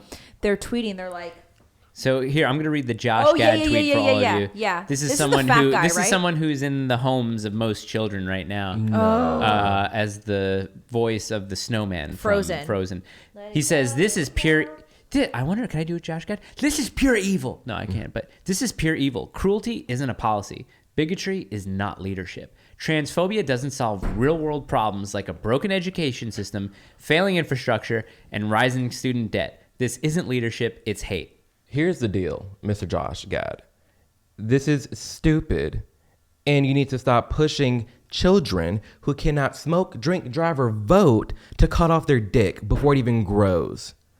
It's absurd to me that people really think that these kids are trans. If there's a 9-year-old, I'm a girl. No such thing as a that trans kid doesn't child. know shit. That kid doesn't even. That kid wants.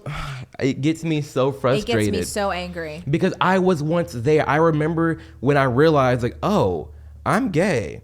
And I remember one of the very first thoughts that went through my head is, maybe I'm supposed to be a girl because girls like guys. And now, and most often, kids just grow up and they're just gay. But now there's parents literally transitioning these kids as soon as they say a word. And they're ignoring and blocking the stories of people who are detransitioning, Yeah. which is something that's happening more and more now. And this idea that kids should be able to chemically castrate themselves before they even pop a boner for the first time, let alone Cut off their breasts. it is child abuse. It But absolutely they can't go is. back from that. No. And they're a kid, and they can't. If a kid can't even give consent to having sex, why are we giving this kid consent to change their sex? Yeah, exactly. And so, and one of the many of the tweets that I saw were, Greg Abbott, he's waging a war on us. He's waging a war. And I said, you know what? Good. Let's go to We war. need to be waging a war against any adult who thinks that it's okay to chemically castrate children, to give them hormone blockers. I mean, it really, I'm sure as a parent, Mike, you can get what I'm saying. As a parent, it makes me so furious that these fucking creeps would think that it's okay to administer these things.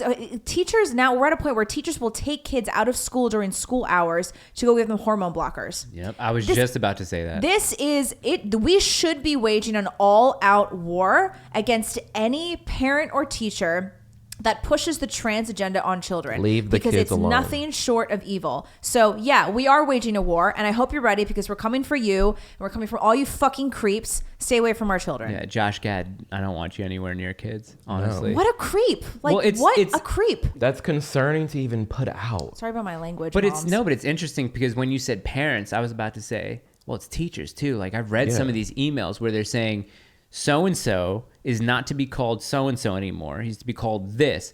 But on any pertinent information that the parent needs to see, make sure you don't use this name because they don't know. The parents don't know. And I'm like, in what world are we living in that it's okay not to tell the parents that the child is looking into transitioning? Let's keep that a secret from them. But it's okay to, like you said, groom them. That's effectively what they're doing. That It schools is. are participating in It grooming is, these and kids. there, That's all and it is. it's a coordinated. We've talked about this before. It's a coordinated effort between teachers, faculty, the headmasters of these schools. They email the IT people at school, and they CC all of the teachers and the faculty who were involved with the student's life, and they say, this child is now going by they, them, and this is their new name. But make sure that when you're speaking to their parents, you still use their previous gender so the parents don't know that the child is transitioning. Like, they think that they own their That should kids. be jail time. Jail. Straight to jail. Granted, the parent should be more involved, and well, I guess they can be more involved, but they're hiding it. They're Right, hiding they don't it. know. Yeah. Like, They don't I even have know. family members who work in the school system in New York. They have shown me emails, and I'm like, this is straight to jail. We're going to create a drinking game where, we're going to have the I'm doing great bingo, where if Gina brings up, I have family members who work in the school system in New York. I'm gonna say every time there's a conspiracy theory that I bring up, or every time that I interrupt someone takes a drink or something like that. I think I'm doing great bingo would be good. That actually would That'd be be really fun. fun. Right? I'm We with have it. to have at least 20 episodes before But instead we're of able drinking, to... I'll take a puff of a joint. No, or but something like that. it's very weird. It seems like, listen, I understand on the right it's cool to hate on the transgenders. I get that. And I'm not saying that I support it. I really think it's a deep mental issue that I really hope people get worked out eventually. Right. But when it comes to kids, it's kind of where I draw the line at not caring, because these kids, they don't know what's good for them. You know what I mean? They don't know what they want to be. They don't want to know who they want to be with. Let them figure it out. Like I'm saying, like if my daughter was like, I like playing with trucks. That's cool. You're not a boy. You can play with some trucks. You're not a boy. That's literally what Does she like playing with Matt trucks? Walsh says. Well, Does she like playing with trucks? the trucks are the only toys that are available at this one park that we go to, because it's full of sand. So there are like a lot of trucks and bulldozers and stuff like that. So I mean, obviously she's gonna play with them. I'm not gonna stop her. Whoa! Don't play with those trucks. I don't want Play you with to grow these a dolls dick. instead. There are some toxic parents like that. Oh my gosh, I was working at Lululemon for like a week. That's the most gay thing you've said. I mean, thus pretty far. much. I was working at Lululemon for like a week. Did you get good discounts? Oh my god, that's why I did it. Honestly, I'm like Black Friday had to go discount, but whatever. But they had these like bright, like tealish running shorts for men, and this dad comes in the sun, and the dad was like, don't touch those. You can't get those. You don't want to wear them colors. And the kid was like, all right. And I was like, okay. And then the kid went to me. He's like, why are you guys selling this in the men's section? And I was like, The kid came to you? yeah. And the dad was like, and I'm like, I was like, I just work here. It's the color. It was like the color of that trash box. I mean, That's it was not just too blue. bad. No, it was just blue, but yeah, I digress. oh. Yeah, I'm That's not too I'm not bad. really like one of those dudes that are gonna be like, well, I think it's different. I think if I had a son and he was more interested in playing with Barbies, I'd be a It's little bit more different. concerned. It's definitely Yeah. different. You know what I mean? My If husband my says daughter that gets too. really into guns, I'm gonna be like, yeah. You'd be Like, kind of hell yeah, steering girl. them more towards the more correct way, which I mean, it's not really. Well, women are bad. actually naturally better shots than men are. That's just science. Someone asked this as a question for the Q&A for us. I wasn't going to bring up the questions for Amir's episode, but they were like, how's Gina at the range? I was like, I don't fucking know. okay. I haven't gone shooting in a really long time, so Well, probably I don't not know. good. But wait, what, can you go back? You're kidding, right? What do you mean? The women are a better Yeah, shot. they're naturally a better shot. I don't know what it is. I don't know if it has anything to do with hand-eye coordination or something like that. But We have think- shit hand-eye coordination compared to men, though. do you want me to bring it up right No, now? I'm not like accusing you of lying. I'm just in shock. It's those things that I found it in poker a lot. You know, women who play poker for the first time always end up doing really well their first or second time, just because a lot of guys think that they really don't have any idea what they're doing, so they play into the fact that I don't know what I'm doing. I don't know. All in? I mean, what is this? Who knows? And then they just win because we think that they're bluffing, or we think that they don't know what bluffing is, but they are bluffing because women are, you know, some of the best manipulators of all time. So obviously they have natural abilities for poker. That's why I'm gay. Could just be speaking out of my ass. I don't know. Let's get into the next question for Amir here. Here, this is the burning question. Everybody wants to know this. Hold on a Gina second. wants to know this. I'm going to read the question out after Gina recovers.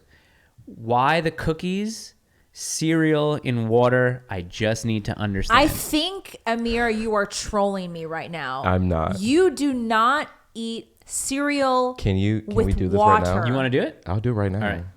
Keep talking. Talk about Hold on a second. The cookie in the water, like, it still doesn't make any sense to me, but the cereal in the water makes even less sense to me. Do you not like milk? No. So Like no milk, I've no- always had a problem with milk growing up. Like as soon as I got off breast milk, apparently it was always an issue with my stomach. Very lactose intolerant. What about almond milk, oat milk? Well, I mean, that really wasn't that popular like back when I was a kid. Right. And right. so my mom introduced me to this when I was like, I want to say like water. When I was like 6, 7. So I was like, wow, I really want some cereal, but I can't have milk. She's like, use water. I really want to dip my cookie in milk. Well, then use water. Okay, that's what she did, and that's what I did. The line from Friday. But hold on. Use some water. Exactly. So I've always just used water. And now to the point where I do know almond milk, oat milk, all those things are accessible. I'm so used to water that it's just better. Okay, these are called kitchen sink cookies. These are one of my family's favorite cookies. Like that I water make. is just better with cereal and cookie. Now it depends on the cereal and it depends on the cookie. If it's a cookie that's based like with like butter or a lot of fats, then the water doesn't really have enough to get soaked up in. And then same for cereal. If it gets soggy really fast, it's kind of nasty. Yeah. But I used to make like hot chocolate. Like get Cocoa Pebbles, eat cereal with water, then take the leftover water, put a little sugar in it, microwave it, and then there's your ghetto hot chocolate. Okay, so I do the same thing. I don't do it as often as you do, but I've dipped like Oreos into water, chocolate chip cookies, because it makes it like mushy. I like soft cookies naturally, so harder Can we cookies get some like an ASMR Oreo. in here. Yeah, Oh my god. but the cereal thing is beyond me because I've always loved soggy fruity pebbles with milk because you can like kind of like form them into little balls. And you got like a mushy, you almost got like a Fruity Pebble cookie. That's amazing. I am shook. Quick shout out to Tiff Treats Cookie Delivery. Yeah, what is that? I see that in the stories all the time. Those cookies look thick. I am a Tiff Treats partner. I had one of those once. Someone sent me them, and they're really They good. sent me the best birthday package. They sent me 48 cookies 48 cookies? and a case of water. And it was like, we love you for your cookies Wait, and they water. sent you the water too? Yeah. Shout them out again. Who is this? Tiff Treats. I just can't. I still don't understand. And yes, I Okay, drink the for water. you. Okay, for you. Yeah. Why don't you use why don't you use different milk than cow milk if you don't want it in cow milk? No, you're misinterpreting what I'm saying. Okay. I'll do both. Right. But if you don't have it, you'll use water? Yeah. Because here's the thing. Okay, here's the thing. Milk will manipulate the flavor of You know what? something. Let me try it. Let me try a cookie with some water. Go, Go give her get the, it. give her the. Yeah. Are you drinking the cup? I did drink some, but I mean, hey. Here's what I'm saying while Gina's getting up to do this, and you could bring it back and do it on camera. Sometimes milk will manipulate the flavor of something. So if you have an Oreo and you dip it of milk, the flavor changes a little bit. it tastes better. No, here's the deal. thing. If you dip an Oreo into water, the flavor of the Oreo This doesn't water change. is brown. It looks like poop water. It It's makes fire. it. It's It just a makes it little a sweet. soft Oreo. I love when cookies melt in my mouth. So when you have a wet watered Oreo, it just melts in your mouth. I don't like the cream You of don't even Oreo have to chew it. anyways. Well, Gina, take the honor. Are you doing it? She's doing it. I am not at I'm all. so a picky Look, she excited. eater. I will criticizes eat me for not everything. wanting to fucking drink raw eggs on the channel. She That's can't even. easier She to can't me. even dip a cookie into water. That's easier to me to drink how raw about this? eggs. You're made of water. Yeah. Okay. Well, I also. She's feel also like this made is of milk, too. disrespectful to my cookie that I made. See, I'd rather drink breast milk than cow titty milk. Yeah. It Like- just makes the cookie a little bit soggier. That's it. There we go. Yes. You can't tell me that it's nasty. Okay, that's not bad. And it's It's actually healthier. kinda nice. It's not the added calories. Boom. It's not the added calories. It's weird. It's not as bad as I thought. Yeah, it would people be. who are really into like the John Sav and Gavin episodes are like unsub. Right, I'm not doing this anymore after this episode. They're We're like, who's this gay black no, man well, dipping not only cookies that, in people water? are like, damn, glad to see where this show's going. Here's where the show's going. We got a gay black guy on here, and we're dipping cookies In into water. into water. That's right. Which is going back for a second dip. Like she and wants subscribe. it to be soggy. Dude, I fuck with it. I'm not. I couldn't judge you for this because I Okay, I've I done it. understand this a little bit more, but I still can't get over the cereal and water thing. Those Yeah, no, I was yeah, with the- cereal and water. I mean, I was with the Tatums all last week, and I sat down, and yeah, Corinne I got up for breakfast, and we're all sitting at the table, and she's like, what do you want? And I was like, what do you have? She's like, I can make you cereal and water. I was like, bet. I love And had a Corinne. nice Corinne, any we want type you on of the show, water, Corinne. alkaline water. Do you have to have filtered tap water, sparkling? I What prefer, works if there's best? a dream world, I prefer iced water with crushed ice Okay. to dip a cookie in. And then with its cereal, I do like crushed ice, but more like Chick-fil-A crushed ice. That's weird now. And Because you have the consistency of the cereal, and then you have crushed ice. then you have to crunch to keep it cold and like fresh in your mouth. This show's devolved. What are your 3 best advice to help the black community advance in the next few years? Stop dipping your cookies into water. Stop 1. leaving your kids. I was going to say that, but I'll let the black black guy fathers say it. leaving the home. Stay in school. I mean, the basic 3. Yeah. Take care of your family, finish high school, and don't have a kid before you get married. Easy. Yeah, I mean, those are the 3 for everyone, predictors. really. Those are the 3 predictors for not falling into poverty. Yeah. Those 3 things. Oh, really, Gina? You're not black. So How do you know? about I you might just be. shut up I see about some it? melanin I more than you.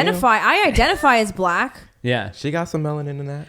Oh, there was a very angry Instagram commenter who said that he's gay, by the way, because it says he, him, and his profile and has a rainbow. He says that he hopes we both die like George Floyd because you're a racist. Oh, you want to hear a comment that I've gotten Oh, like over the George like die Floyd stuff? die from an overdose of fentanyl. Correct. Someone sent me a message about my Stories of Us episode, Mm-hmm. and it was like, I hope that you die a slow, painful death. No. That was at the end.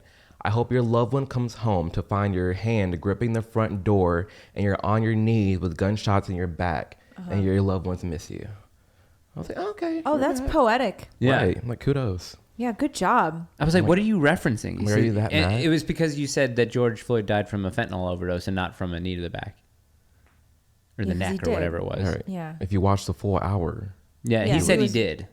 He said he died from the knee on the No, back. he said he watched the full hour. Oh, But that didn't matter. it didn't matter. Of course Yeah. not. Wow. Yeah, and he 'Cause- called us because cunts too, racism. which was kind of He sad. called us he called us cunts. Yeah. Well, I mean, it's affectionate in Australia, so whatever. I guess Really? we'll pretend like he's Australian. Yeah, in Australia, Yeah, like come on over here, you cunts. yeah, it's like it is really an affectionate That's term. sweet. Yeah. Aw. Yeah, Yeah, it's isn't it? like I love you, you cunt. That's precious. That's not the accent, but that's like what they say. Such a hard Crikey, word. mate. Yeah. You're such a cunt. Hey, mate. That's bad. G'day. Good day. They- Yeah, those are my 3 best advice to help the black community. And Okay. stop killing each other. I mean, that's the easy one. Fair income. Yeah, there's so much depth to that. I've always wondered in an alternate reality or an alternate history of the U.S. if the number of black males killing themselves would be different. Even if slavery happened, even if slavery didn't happen. Yeah, but the I mean, thing what about would- slavery is this: what people don't realize is that we talked about this a little bit with Gavin.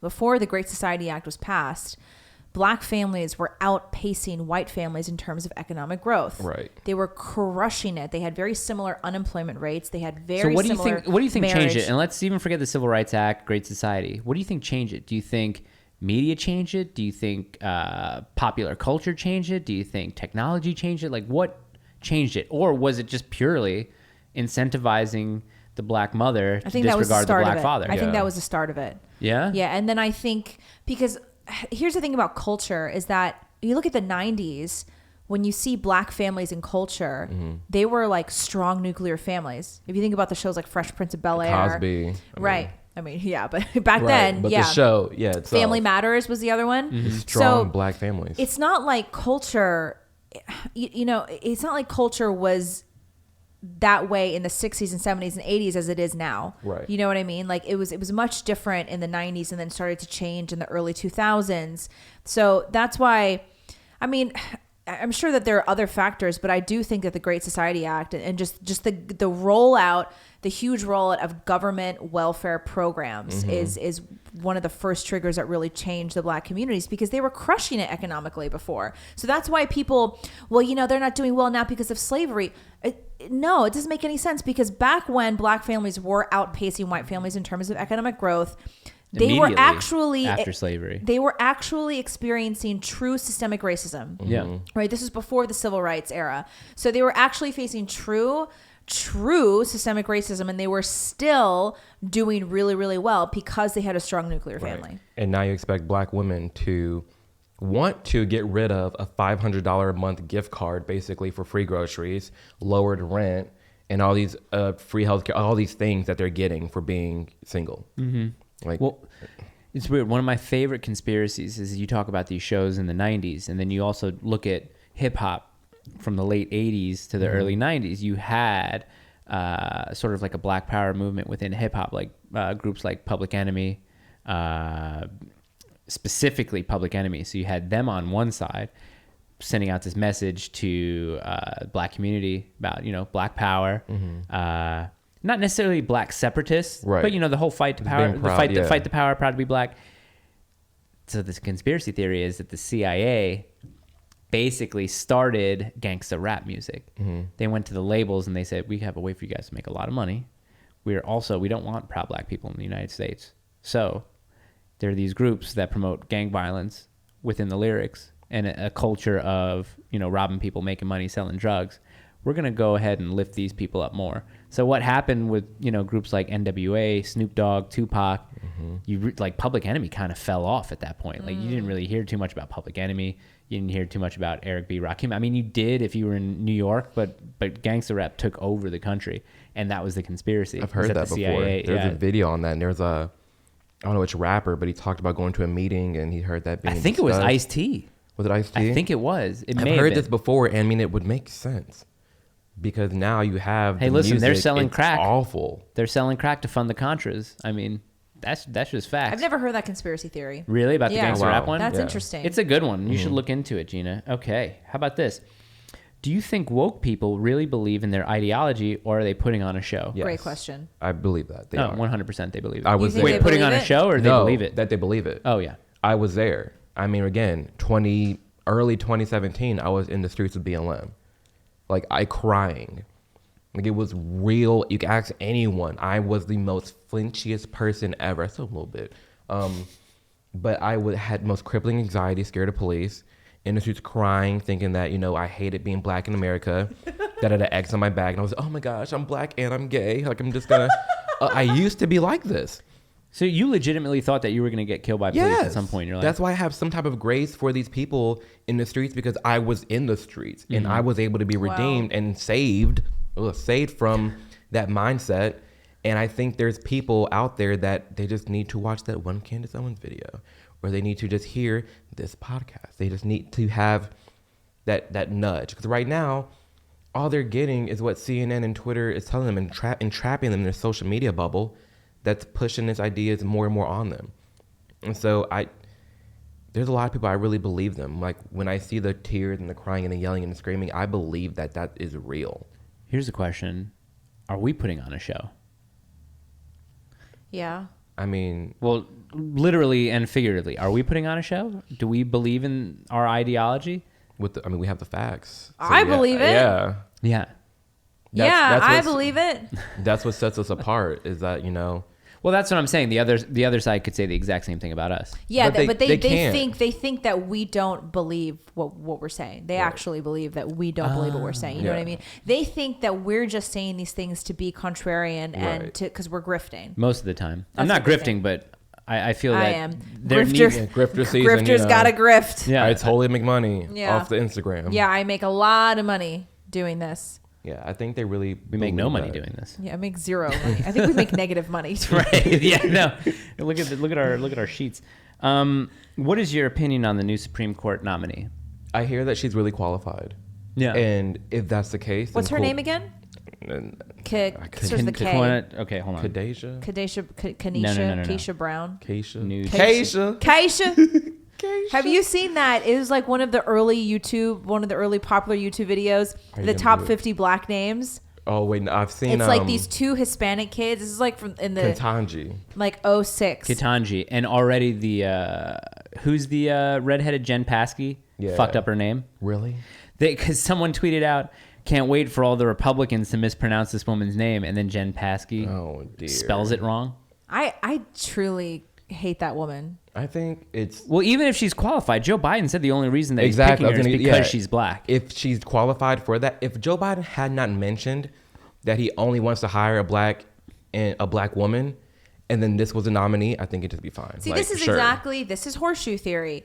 We're doing, they are doing exactly what the KKK is doing. Exactly, Hiring yes. people based on race. The KKK hires people. I mean, That's a good point. Advocating for people to be hired based on Based their on race. race. It's Yeah, felt- but it's not even based on their own race. Joe Biden's doing it it's based on another frustrating, race. and I feel like it's illegal to do that, to hire No, based but- off the race and Right. gender. Well, he's nominating her, so she might not even get the job. So I guess if we're Probably going to get look it. into Yeah. the semantics part of it, he's not necessarily hiring her. But here's the thing. If you found out that you were hired or recruited just based off the color of your skin, would that bother you at all? yes. Okay. Like, I'm worth more than the melanin in my skin. I mean, I love it. I pretty don't get insulting. sunburnt. That's awesome. Yeah. But it's Can't you still, though? And black don't crack. Technically, you can. Right. But I mean, I don't. What want does to peel sunburn anything. look like for black people? Black. Just usually darker. And it just hurts. Yeah, it's a little tense. Do you burn in the sun? Yeah, I turn I'm half purple. Latin. Yeah. I turn purple. Oh, no, so I tan well, if that's what you're asking. Yeah. Yeah, I don't burn. Do you get darker? I tan really well. Which is not common for Koreans. I mean, I'm half Korean, but my mom is full Korean and she tans very well. It's like I really wanted to yell out a Korean sounding word. I don't know why I wanted to do that when she Which was like, one? I don't know, but when she was saying, she's like, I'm Korean, I kind of just wanted to be like, kamsamnida, like that. That's what I wanted to do. Hop on the rooftop. It's like, it's these things that kind of suck. I had every sort of friend growing up, and we had a friend circle where it was the Trinidad featuring Mike. It was myself, my friend Ron, who was black and Chinese, my friend Dave, who's Puerto Rican and black, and my friend Carlos, who was Puerto Rican and Ecuadorian. And we also had white friends who were part of the group. And not the main thing, but how we got along and how we made jokes is always making fun of the other person's race or background or stereotypes or anything like that. Yeah. I don't understand why we And can't do that nowadays- anymore. I know. Why I can't just yell out some made up Chinese ching-a-chong like while because you're people, talking. Because people are pussies and they can't be made fun of Essentially. anymore. Well, I'm not saying that we don't do it. I'm just saying like I've never understood why that's looked down upon. Yeah, I know. Because they're pussies. If you were a complete stranger and I just ran up to you in your face, Ting I mean, tong ting. it would I mean, it's a probably be little funny, sus. but kind of still wrong. You know what I mean? But Yeah. to kind of get upset at a friend group for doing that to each other is kind of ridiculous. Right. Yeah. To be I a feel like generation anyway. that grows up on Family Guy and South Park to now I we know. have people offended by literally anything. And what drives me crazy is the people who get offended for me. But it was great. The Dave white Chappelle- savior Oh, complex. the white liberals who get offended on your behalf because The white friends and family, they'd be like, you really can't say the N-word. What? They said that to you? I've had plenty of white people say that to me. Really? I had a really good friend, and I was really sad about this one. I've lost a lot of friends through my political awakening, but I was really sad about one white gay guy. We've been friends since like 8 years old, like close friend. I started posting more about, more conservatively in politics. And he said, you know what, Amir, sent me this big old paragraph, very respectful. But he's like, I just can't deal with you being so racist and homophobic. It's dishonest to see you just hate yourself on so many different levels and not respect your black community and not respect your gay community and this, and that. And it just drives me crazy. Wait, but who is someone to say that you hate yourself? If you're not if you're not explicitly saying that you hate yourself or that you're depressed because of who you are, why would he assume that you hate yourself? Because I'm not standing with my community. What community? That's so fucking ridiculous. It's just so stupid that they think I have to like all redheads? Yeah. Exactly. Yeah, exactly. I don't have a really much of a community than being half Korean, half Italian. All by myself. Yeah, it's very odd. Usually the Asians don't go out with the other ones. But yeah, well, Koreans are really racist. Yeah. Well, maybe actually, you know what? Maybe there is some legitimacy to the people calling you a racist. Because I'm Korean? Yeah. Yeah, that's why I don't deny it.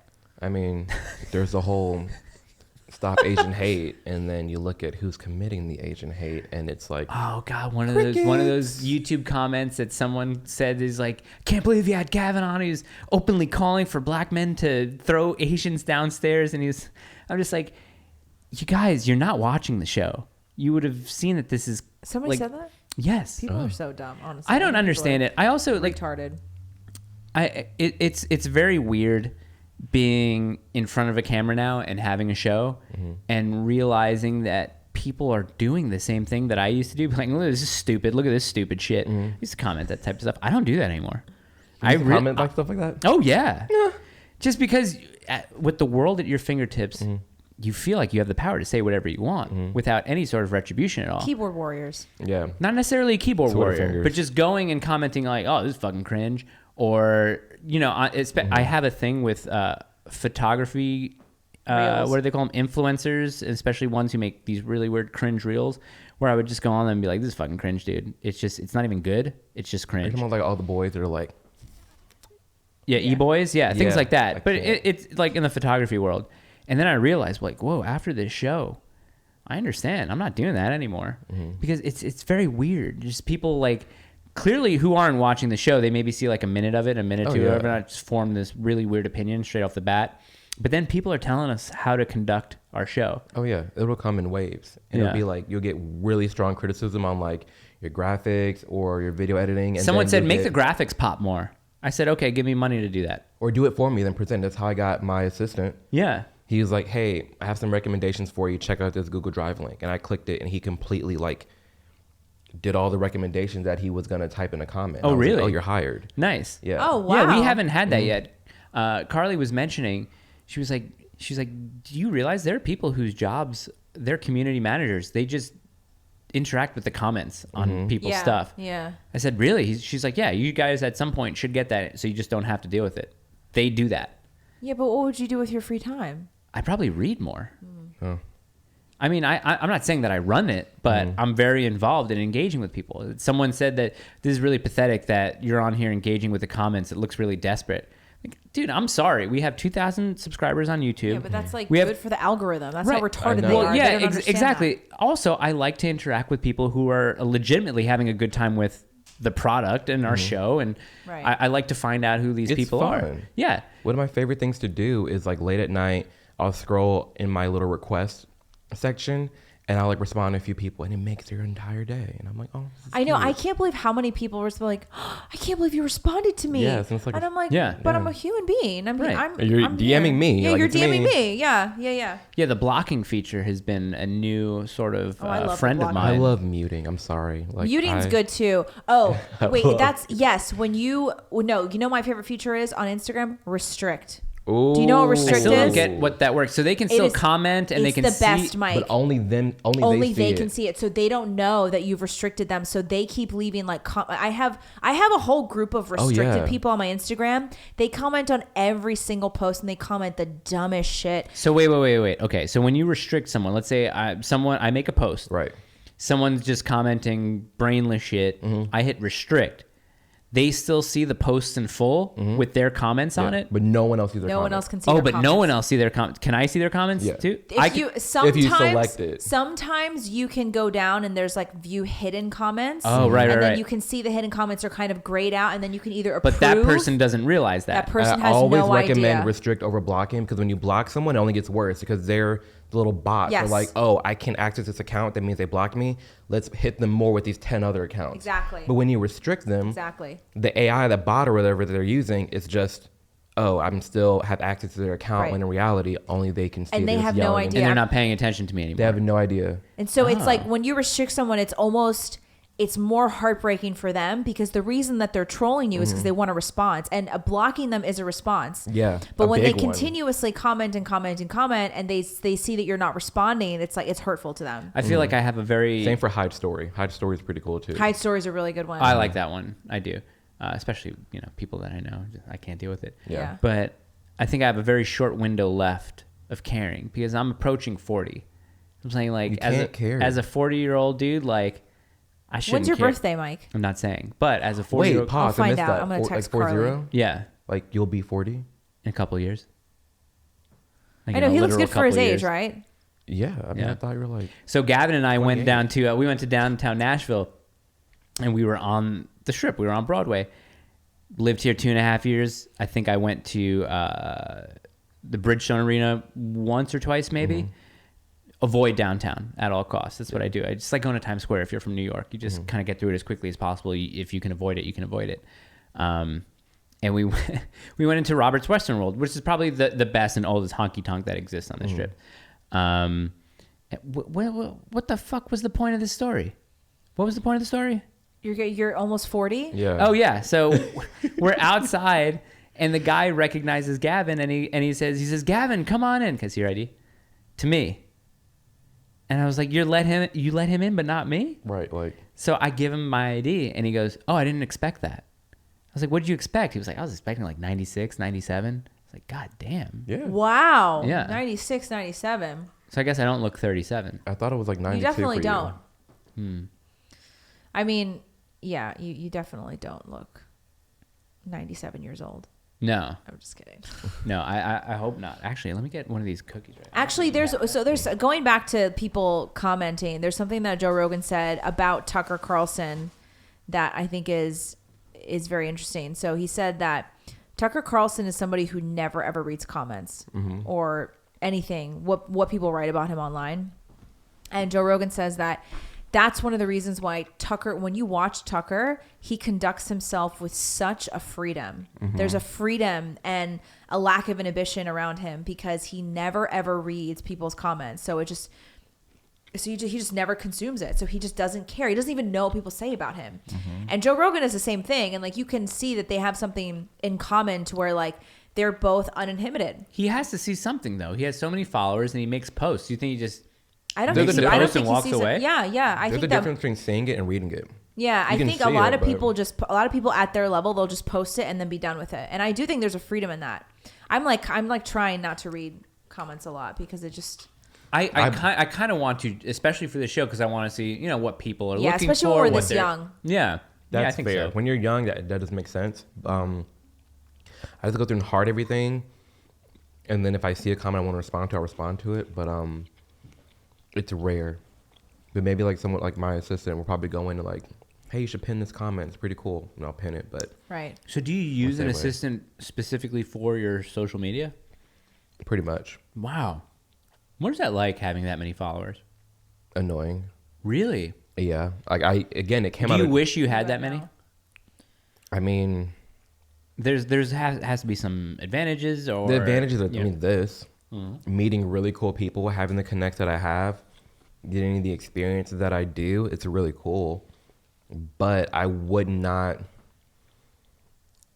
Like for example, I have a hard time making content and making this a full-time job because I don't want to be super famous. And what I've learned with social media is it's literally social media. Unless your account is private, you can't help what goes viral or not. I was just making infographics. I couldn't help that people were sharing it. And one of them has like 150,000 likes or something like that. I can't help that some of my content gets shared like that. And then when the following grows and grows and grows and grows, it's like, whoa, it is a life adjustment. It's an adjustment knowing that I can't just go outside and make a story.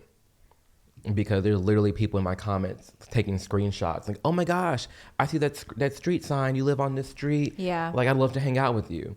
Like, I can't walk my dog into a story because my apartment building's in behind me. There's a lot of things that I can't do anymore. But it's an adjustment having this many followers and having this weight of, I mean, in general, I always try to be right and post factual stuff, but there's a lot of people that don't. But at the size, I do feel the power that is there. Yeah. And the power behind even like the rare ads that I do. If I promote something that I really care about, I see the impact of like, oh shit, like 50,000 followers just bought this because of me. Like, you see the way, like I don't know. The influence that you have. Yeah. Yeah, because you have influence on people. Yeah. I mean, it's really, it's humbling to be reminded that in many cases, people who follow us, they almost forget that we're real people, and they like really look up to us. Yeah. And that's something that honestly just really occurred to me. A friend of mine, he's a mentor. He's like, you know, people, they listen to you. Like they will do what you tell them to do, and they look at your life and they see the things that you do and they want to emulate that. And that was something I was like, oh, because when we're online, we're just like doing our thing. You know, we don't realize sometimes that we're actually influencing people, which is, you know, why we're called influencers. Right. I think the easiest way to see that, well, at least for me that I have, was through Prager Force. I did like a Prager Force Talks event with them and all like the high schoolers and college kids. Yeah. Oh my gosh, it was amazing. Yeah, I did that too. And it was like, I did not know that I had like this kind of impact on all these kids. Or like when I went to a Turning Point event, this woman came up to me crying, and I'm like, pause. Like, I'm just Amir. Like, I don't know what's happening here. We gave her a hug, but having a following this big, it's an adjustment. Yeah. And it can happen overnight. I recognize that, and in a weird way of always bringing it back to myself, like so many of you have pointed out. I found out through the work that I did as a photographer, I would get a lot of times like, there's one friend of mine, Chris, you're out there. I don't know if you watch the show or not, but and it's not adoration, but it's almost like that role model thing. He would always say, like, he's like, Mike, you know, one of the best photographers out there, one of the reasons why I do what I do, blah, blah, blah, blah, blah. And we hadn't met, but he would always say things like that. And I get to the point of not being uncomfortable, but be like, oh man, come on. Like, I'm not, you know, it's like the imposter syndrome that a lot of artists deal with. But then we met for the first time, and I'm like, wow, this is a dude whose life I've impacted. Yeah.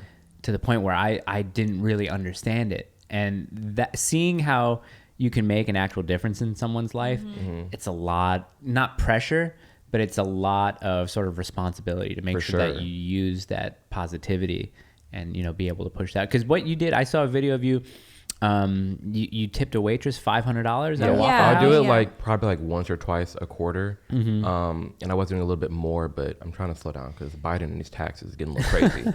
But there's little Venmo challenges, like everyone will send in 50 cents. It adds up quick. And then you go and tip like crazy to people. I'm just using the power of social media more often because, I mean, 50 cents ain't shit to a lot of us. Right. But when you have 10,000 people donate 50 cents, that's money to give out to strangers, and you do, and it changes people's lives as it goes around. You made my wife cry with that video.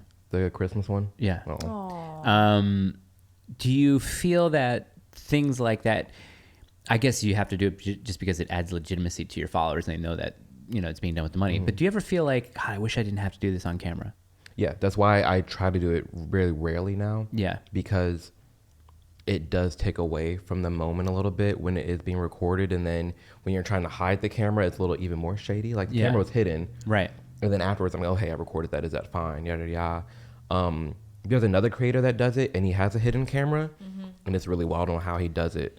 But yeah, I do feel that way because I have 3 videos that I have not posted because it's just cringe. Yeah. It's like I'm wearing this GoPro on my chest and I'm just like, his mom's just shopping with her kid. And I'm like, hey, here's $250. And she's like, oh my gosh, thank you. Like about to cry and stuff. And then like, she looks at my chest all weird, but she's like, whatever.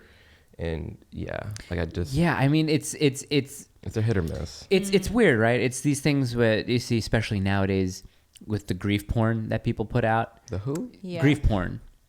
So you haven't seen videos on Instagram. People put stories about, it's the worst when it involves kids. It's like, it's been 2 years since our baby died, and grief porn. Yeah, grief porn. Gotcha. Yeah, I'm following now. Yes. It points me back to this Tumblr post from a while ago, where some girl was mad because it was a picture of a father playing guitar for his dying baby. I think his baby was just born, premature, wasn't going to make it. So the father was playing guitar for it. And then some commenter said, and I still can't believe that Kim Kardashian's ass will get more likes than this will. And he was like, yeah, it will. You know why? Because I don't get pleasure out of seeing some dude suffer like that. He's like, I would much rather see Kim Kardashian's ass. It'll make me happy for a second. I can get past that. What this guy can't do is get past the fact that his little baby died and that all these strangers on the internet are looking at it and are forming their own opinions about it. So yes, I will click on Kim Kardashian's ass over a picture of a father mourning a baby. And this is one of these things where you see videos about people doing the charity things, like paying it forward. And I always think to myself, do you need to record it? If there are no cameras, would you still be doing it? And I think you would still do it, obviously. I do it all the time. But yeah, it's interesting that you say that, I try to do it rarely now because I do it all the time with my own money. But then when it is other people's money, because they are donating, I feel obligated to record it because it shows them that it is actually being done. Yeah. But on the flip side, it is awkward having to be recorded because the best interactions I've had is when there's no cameras, when it's just very personal. The waiter's been amazing. I'm, here's $500. And you're like, what the fuck? And they have like a whole breakdown. And we have that one-on-one contact. And when there's no camera around, it just makes it better. You don't have to worry about it. Yeah. It's also those videos that really make me upset when parents will share videos of their kids really upset because they're being bullied. And like their kids are crying. I cringe. Their kids, have you seen those? Their kids are sobbing on camera and the mom is like, this is what happens. I'm like, why are you exploiting your child? Or when they're punishing their kids on camera too. Well, did you see that one video of the woman with her son in the car, and she's like, okay, cry. No. Yeah, you have to. Can you cry right now? It was like a YouTube family or something? No, it was weird. It was just this one woman who, I don't know, I think she was, complaining about something that happened in school, but the kid was sitting there, and she's like, okay, well, cry now. And then the kid started to get like, I guess, a little sad. And she was like, this is what happens when blah, blah, blah. It's very, very interesting the way people feel that they need to act. Mm-hmm. That's why I don't trust people. I honestly, I take issue with a lot of, I know that there's a big trend now of big families that essentially make a life from being on YouTube. Like a mom, the family YouTubers, like a mom's got like 10 kids or like 8 kids, and like they make money by creating YouTube videos and being on TikTok, like 10 million followers on TikTok. But the entire brand is built off of doing videos of their kids every single day. And it's like, give your kids a little privacy. It's like videos of exactly how they get ready for school and what they take to lunch, and then their first day at a new job and going for a job interview and going shopping. And it's like, it really rubs me the wrong way. Pimping off I don't know. kids, but like you and I are kind of different. Like you and I are both kind of like, our kids are private, and like we'll share glimpses on our stories and stuff. Yeah, no posts ever. Yeah. Like there's really, if I share a thing of a picture or a video of my child, it's like her profile, like the back of her head, and it's gone within 24 hours. I kind of want to, only because I'm like, she's adorable. Same. But then I'm like, there are pedophiles out there. Exactly. And that's why I'm like really wary. I don't think parents understand the weight of putting their child online that much. There was an Australian study that said 40% of kids' photos and videos that end up on child porn sites come from social media. Like pedophiles will just grab them. Oh yeah, that's not a surprise. Yeah, and honestly, the 40% is low. It's probably more than that. They'll do sicko things like paste the pictures, a baby's face, paste that picture on top of a child's body. Like they're so sick, and that's why all these parents who have built an entire career off of having their kids on social media, I look at them and I'm like, I mean, you have a cute family, and I'm really happy for you. But do you understand what you're really doing? Like, do you know the weight of your decisions here, especially when you're talking about 8 children's lives? Yeah. Like, I don't know. Yeah. I mean, concerning. I think we're done. Yeah, I think that's good. I mean, speaking of children, I got to get home. Yeah, to my that baby. ran pretty long. How long was that? That was Like great. 2 hours. I think about 2 hours. Thank you, Amir, Yeah. for coming. I'm Thanks, sure Amir. because you're local, we'll have you on multiple times. You're on the panel. Yeah, you're on the panel. You're a recurring guest, whether you like That's it or what not. we can do with like maybe live when we start doing some Yeah. live shows. We could just bring a couple of like local people on, or This even took guests, me and 10 have. minutes to get. I will literally. I don't. Well, care. it's I will good because either. we need you because you're black and gay. I mean, it adds to the optics. Of No, it. we can't. We can't check boxes because then we're like them. We are like them though. We're grifters. I Yeah. know. I do it all for the money. Yeah. We're, hate myself. we're I hate- grifting for free. Dollar bills, y'all. Gang. It seems weird. It seems like I don't know. I guess mainstream conservatives would be like, yeah, but then like the farther right conservatives will be like, no. Yeah. Mm-hmm. Yeah. And then all of the left is like, no.